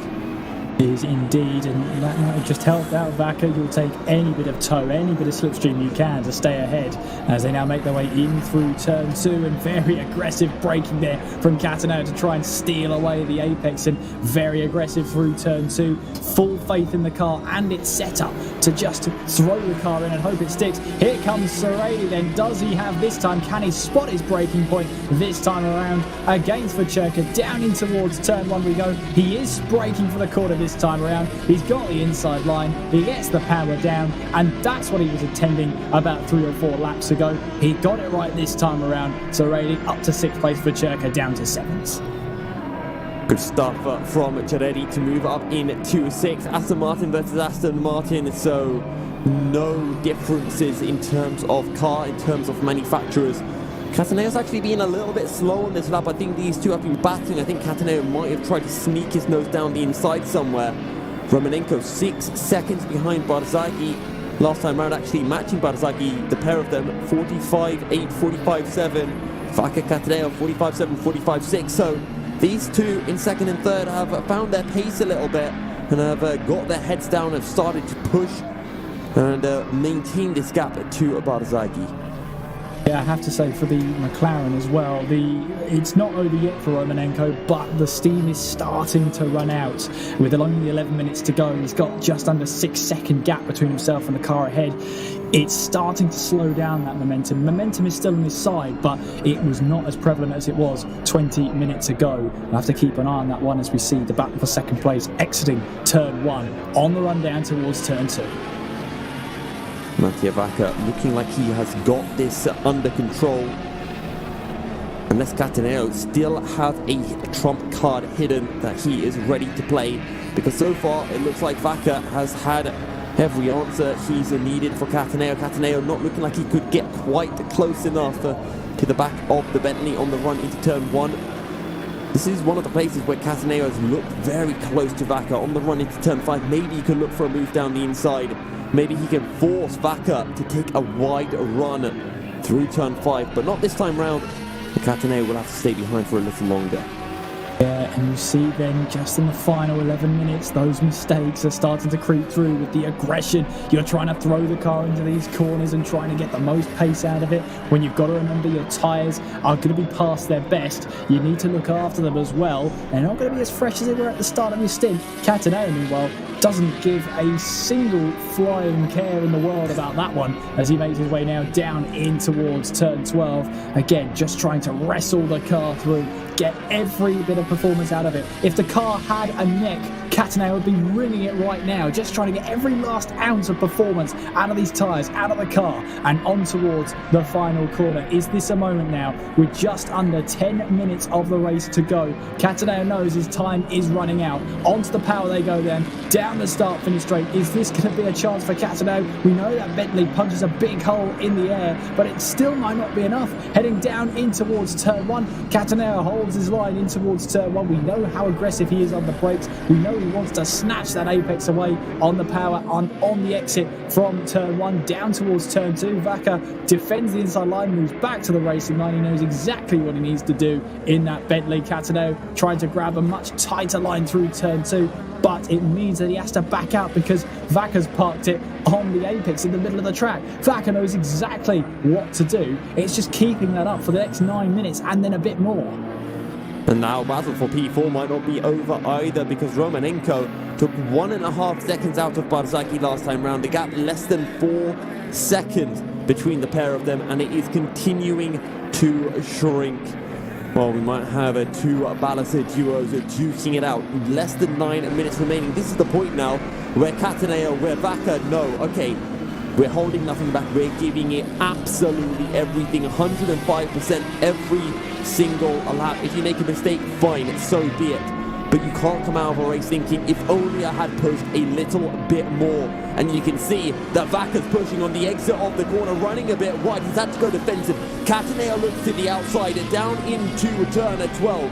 But he won't be able to find a way through. Vaca continues just to take a somewhat defensive line, driving in the middle of the circuit, trying to make that Bentley even bigger than it already is as the two make their way into the final corner. And Alessio Cataneo is closer than he has been all race long. He's glued to the back of the Bentley as the duo make their way onto the start-finish straight. Is this the moment for Alessio Cataneo? Is this the chance for the BMW to find a way through on the Bentley of Mattia Vacca? Can he look for the inside? He pulls the car over to the inside. How late does he go on the brakes?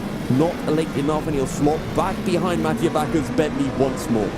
He will indeed. He knows that that wasn't the opportunity. He was closer than he was in the last lap, but still not quite close enough. And that clock is starting to tick down ominously towards zero. That checkered flag is only 7.5 minutes away. So for Cataneo, he knows time is not on his side. The more corners that pass, the less chance he has of getting that overtake done. Romanenko, meanwhile, in the top right, you can see he is still closing in on Barzagli. Again, time's not on his side. Again, Cataneo just putting a nose up the inside of turn 5 and seeing if Vacca reacts. But that's happened twice or 3 times already, and Vacca just hasn't moved at all.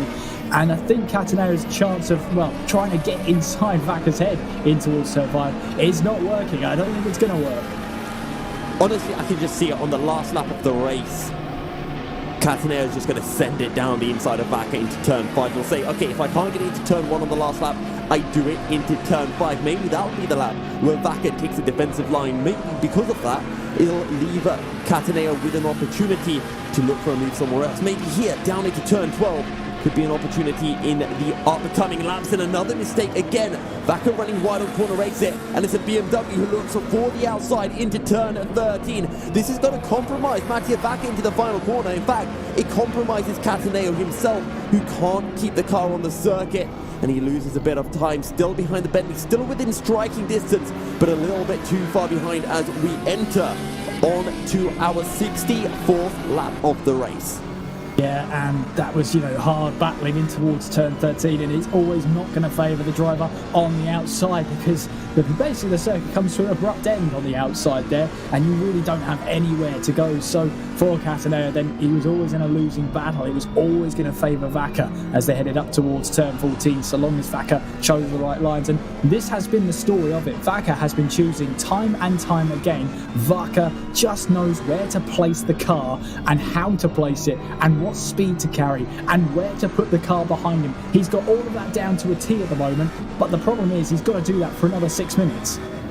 And I'll tell you what, Romanenko's going to be a little bit scared as this time Cataneo says, you know what, I'm not going for the inside, I'm going to the outside. Vacca taking the defensive line. He's starting to respect the idea that Cataneo could throw his BMW down the inside into turn 5. Romanenko within 3 seconds of Barzagli, but I think he's a couple of laps short. Look at the BMW of Cataneo is glued to the rear end of the Bentley as they make their way through the S's here at Hungary.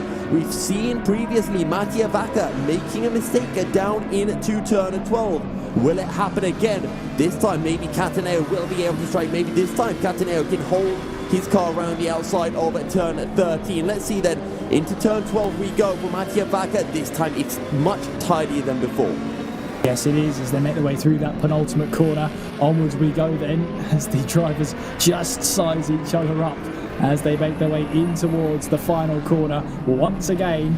And again, Cataneo right behind that Bentley. He's got to prioritise the exit of 14. That's really the opportunity he has to go for a move down the inside in towards turn 1. That, of course, is if Vacca lets him have the inside line. Vacca, we've seen, hold his line in towards turn 1. Cataneo looks like he's going to try and go for it in towards turn 1. Then is it going to be contact? I think there was a slight bit of contact. Cataneo coming from miles back, a different postcode. He just couldn't quite get the move done then. Vacca, well, he didn't see that one coming, but he held his own out there. And you can start to tell that the desperation is creeping in for Alessio Cataneo. He knows there's not a lot of time left. 4 minutes, that's about 2 to 3 laps remaining in this race, depending on when Bonacorsi crosses the line. And Cataneo knows that he has to do something. He has to do something quickly. And for now, he's looking for the send down into turn 1. He's letting Mattia Vacca know, I can throw it down the inside. Will you let me do this again on the next lap? Or will you go defensive? Because if you go defensive, I can get the run out of turn 1. I can look for the move into turn 2. That BMW is all over Mattia Vacca, who started to drive more and more defensively. Yeah, he is, and that's going to be in the favour of Cataneo coming into the last few laps here. You know, we've seen Vaca hold his line. We know where he can position the car, but the problem is now Cataneo is all over the back of him now. A slight bit of a slide out of turn 11 costs Cataneo a bit of momentum down in towards turn 12 here, picking up the curb, but that's Vaca running wide on the exit of 12. That gives Cataneo once again the outside line in towards turn 13. There's a bit of contact, bumper to bumper, door to door, as they now exit out of turn 13, onwards towards turn 14. Less than 3 minutes on the clock. Well, I hope you've grabbed your popcorn at the right time, because this is a blockbuster end to decide P2. I hope you've got something to chew on as well, because you're going to be needing to chew quite hard. Cataneo searching for any way through on Mattia Vaca, but the issue is, even if Mattia Vaca makes a mistake through turn 12, he's got the inside for 13, and that's making it so difficult for Cataneo, especially when Vaca can squeeze him wide. But this time Cataneo has the outside, heading into turn 3. Has he got the job done? He's super late on the brakes. Mattia Vaca's going to be able to hold on to the inside. He's going to try to squeeze him. Now the inside for Cataneo through turn 3, but the Bentley will hold on to the position. Cataneo, that's the closest he's got. Now he's on the outside, and Mattia Vaca will let his teammate through. Yeah, that was sketchy, wasn't it? In through turn 2, and to turn 3, I should say. How they both didn't end up facing backwards is beyond me. But Cataneo has won that battle. Vaca concedes the position, and Cataneo will grab second place away and start to try and build that lead and try and just get the gap between himself and Vaca. Vaca put in a valiant effort over the last half an hour, 40 minutes of trying to keep Cataneo behind him, but unfortunately for him, the checkered flag is 2 minutes too late. And sadly for Barzaghi and Romanenko, they're actually closing in. They're in your shot. You can see Barzaghi in the background. You can see Romanenko in the background as well. And Romanenko, I think he just needed another 3 minutes in this race, but Bonaccorsi is on to the final lap of the Grand Prix. And it is going to be Bonaccorsi who's going to pick up his opening win of the season. The first driver outside of Ahmed Hosseini to take a win. Is there anything left in this race? Does Mattia Vaca have anything that he can throw back at his teammate to take second? Because Alessio Cataneo is looking to take second on the road. He's looking to take second in the championship as well. He is indeed, and he's had to earn it, hasn't he? He really, really has. But what a fine battle we had between the two of them. And, well, how about this? The Ferrari that could, Yusuf. Bonaccorsi on course to take the win. What a fantastic drive he has been from Bonaccorsi. Didn't start on pole, but he earned the lead of the race. He has driven simply fantastically. We haven't had much of a chance, really, to see the Italian in action, but he has just been absolutely incredible. And when you don't have to see a leader through a race, that's when you know that they have driven so well. No one has been able to touch him as he makes his way down into turn 12. The timer has hit 0. And when Bonaccorsi crosses the line, he will be greeted by the checkered flag.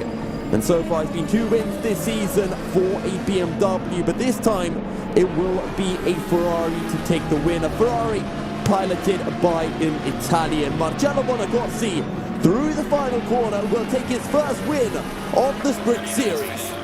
Yeah, fantastic drive from the Italian, the Ferrari Italian driver, taking the win in some style as well, as the fireworks explode around the Hungaroring in celebration for the Italians' win. As we approach now the rest of the field, Cataneo, well, he's put in a heck of a shift, hasn't he? Great battle between himself and Vaca. He rounds the final corner and he will take second spot in this race. Vaca will claim third place, Barzaghi in fourth place, Romanenko will round off in fifth place, and maybe if the race was just 5 minutes longer, what a battle for second and third it could have been. But what a battle we got for second and third though.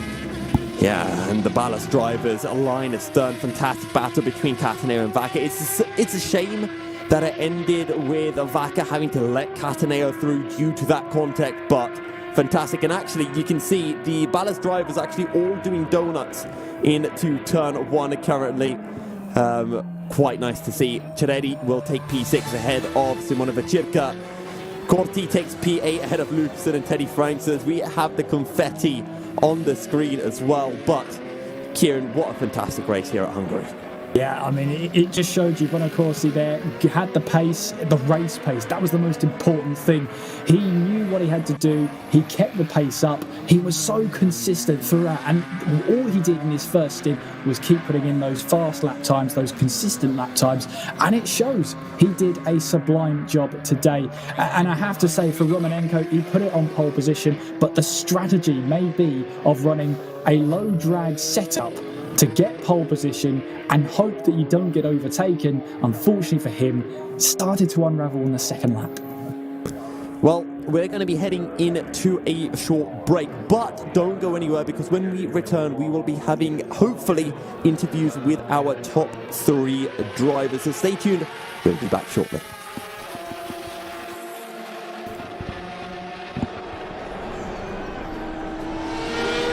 The GTR 24H Sprint Series, Season 2, Hungaroring, is presented in partnership with Viper Gaming by Patriot, A-Stick Sim Sport, ESTV, and MotorVision.tv.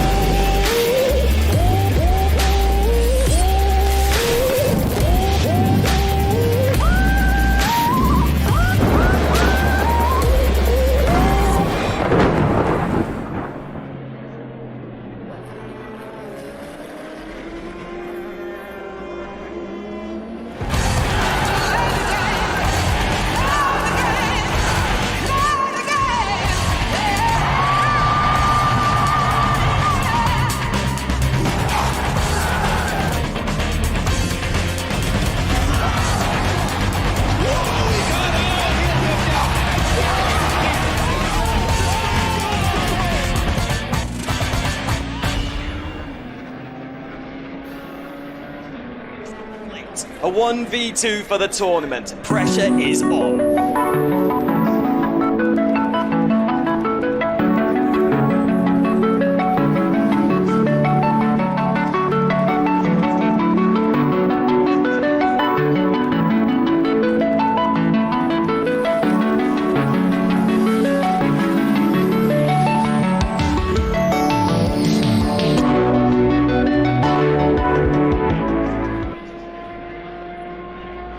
Racing for Green is here to help you carbon neutralize your racing.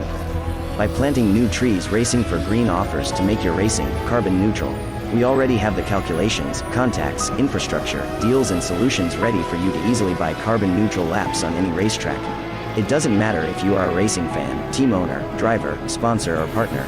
Anyone can buy CO2 neutral laps in the Racing for Green webshop and trade CO2 emissions for New Forest. Racing for Green.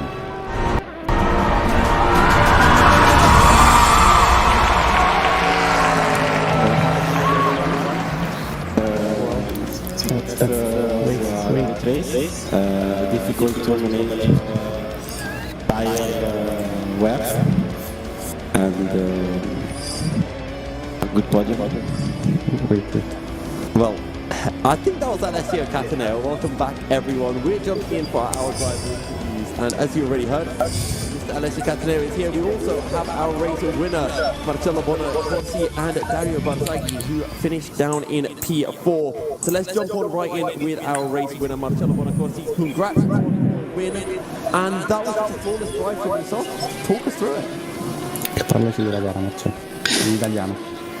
Ciao ragazzi, ciao a tutti, scusate non parlo inglese, è stata una gara abbastanza complicata soprattutto all'inizio perché le temperature erano un po' diverse e le pressioni non erano ideali, però dopo un po' di giri la macchina andava sempre meglio, quindi sono riuscito a scappare via. Okay. I am the translator. Anyway, Marcello said that at the beginning the race was tough because he had some problems with the temperature of the tires and pressures, but after that they stabilized in a good level, and he can manage his pass and make a good pace for all the race. In fact, he could win with a good amount of second advantage. I've also got to ask as well, do you think if the likes of Pierluca Amato or George Boothby were here, does Marcello think that he would have been able to beat them? Hai capito? No. Pensi che con Amato e Boothby ci sarebbe stata battaglia, avresti potuto batterli? Non so, ma ero molto curioso di confrontarmi con loro perché sono ovviamente un riferimento. Colgo l'occasione anche per ringraziare il team Balla Seasports che comunque mi ha dato la possibilità di confrontarmi con piloti di questo calibro. Ok. He doesn't know because we can't speak for who's the race not here. Anyway, for sure, Boothby and Hosseini are two top drivers, and it could be a pleasure for him to fight with them. And at the end, Marcello, me, Alessio, and Constantin and Mattia would like to say thank you to our team for all the support that they give us. Well, thank you Marcello, grande gara e ci vediamo a Silverstone. Grazie ragazzi, fantastici. Bravo, like in Kyalami. Right, Kieran, do you want to take the interview with Alessio? I would love to. Alessio Cataneo, congratulations on second place in your race. I mean, that was a really good battle between yourself and your teammate, Mattia Vacca. I mean, talk us through it from your point of view. Minutes remain, and you managed to get the move done. Bye. Yes, was a good race, very intense in the last part with Mattia. We stay very close. That's not very easy. And that's it. A great race. That's all. Absolutely, it's another time on the podium for yourself, Alessio. 3 in a row for you. Are you building some momentum here? Stai costruendo qualcosa di importante. Yes, I hope that, and I hope to gain as much point as is possible, and let's see how the champions will go. Absolutely, and coming into the next round, obviously, it's a question for the future. But in 2 weeks' time, how are you feeling? I'm very happy, and the race are going very well, and that's it. Perfect, Alessio. It's been a pleasure to talk to you. Enjoy your podium, and once again, congratulations. Thank you very much. See you in the next. I'll hand it back to you, Yusuf. Well, we've got Dario Barzaghi here as well, who has been doing the translations wonderfully. So I might as well ask Dario about his own race, because he had a pretty good battle with his own teammate, Kostiantin Romanenko. Dario, talk us through that battle, because you had Kostiantin ahead of you for quite a while in the opening stint, but you weren't able to find a way through. Yeah. Thank you. At the moment, and the battle. No. No, I'm in mute or not? No, we can hear you. Okay. And the battle with Konstantin was really, really tough because we had more or less the same pace. I was a bit quicker in some breaking point, but overall the pace was quite similar. Maybe I got 2/10 quicker, but not enough to find a momentum to overtake him, because in this track is really, really difficult to find a room to get into the car. And I prefer to not overmove the overtake. I prefer to wait, because Konstantin was probably in trouble, struggling just a bit with the rear tires, and I saw him a lot of time oversteering in the entry corner. So I think that probably with an undercut I could be able to pass him, and in fact it happens. Instead he had a problem with the ignition button, I guess, and his car turned off, unfortunately, before the S's. But anyway, probably with the undercut I would be able to pass him in any case.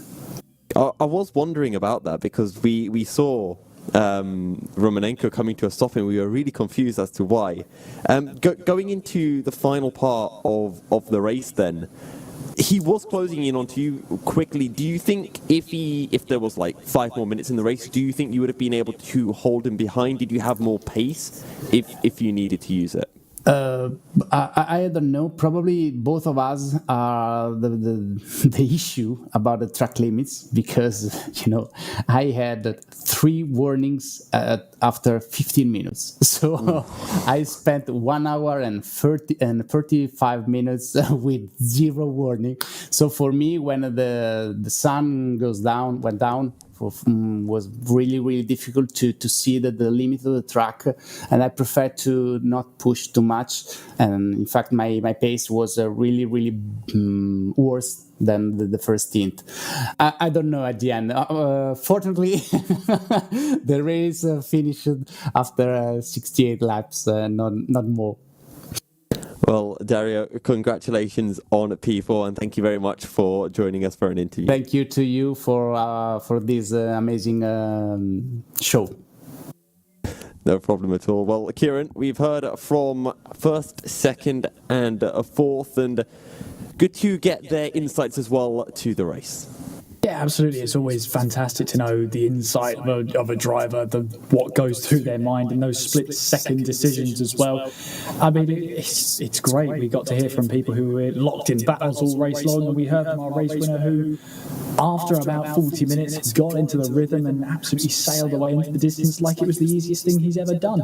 But when we head to Silverstone, well, I can't wait to do it all over again. I thoroughly cannot wait.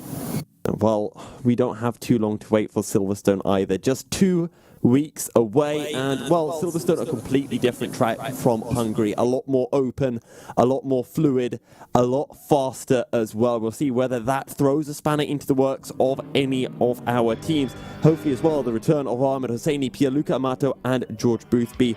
Kieran, thank you so much for joining me. Thanks as well to our wonderful producer, Peter Munkholm, and our race director, John Fabricius Terrell. From all of us here at GTR 24H, we'll catch you later. Have a good evening, and we'll see you in 2 weeks' time for round 5 of the ACC Sprint Series from Silverstone.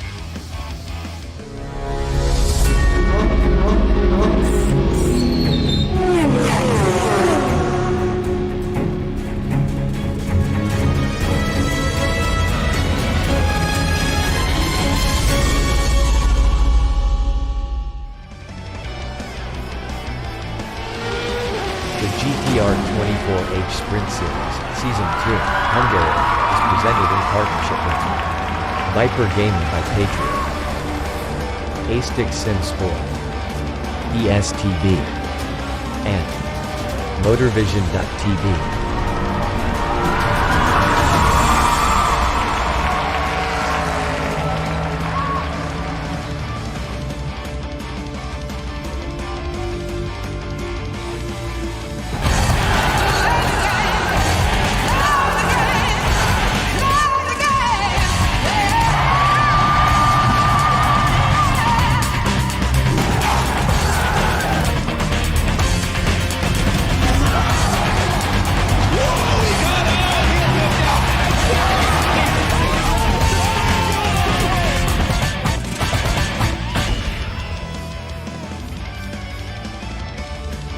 Racing for Green is here to help you carbon neutralize your racing.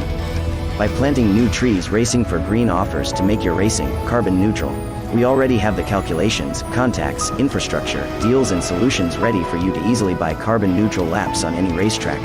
It doesn't matter if you are a racing fan, team owner, driver, sponsor or partner. Anyone can buy CO2 neutral laps in the Racing for Green webshop and trade CO2 emissions for New Forest. Racing for Green.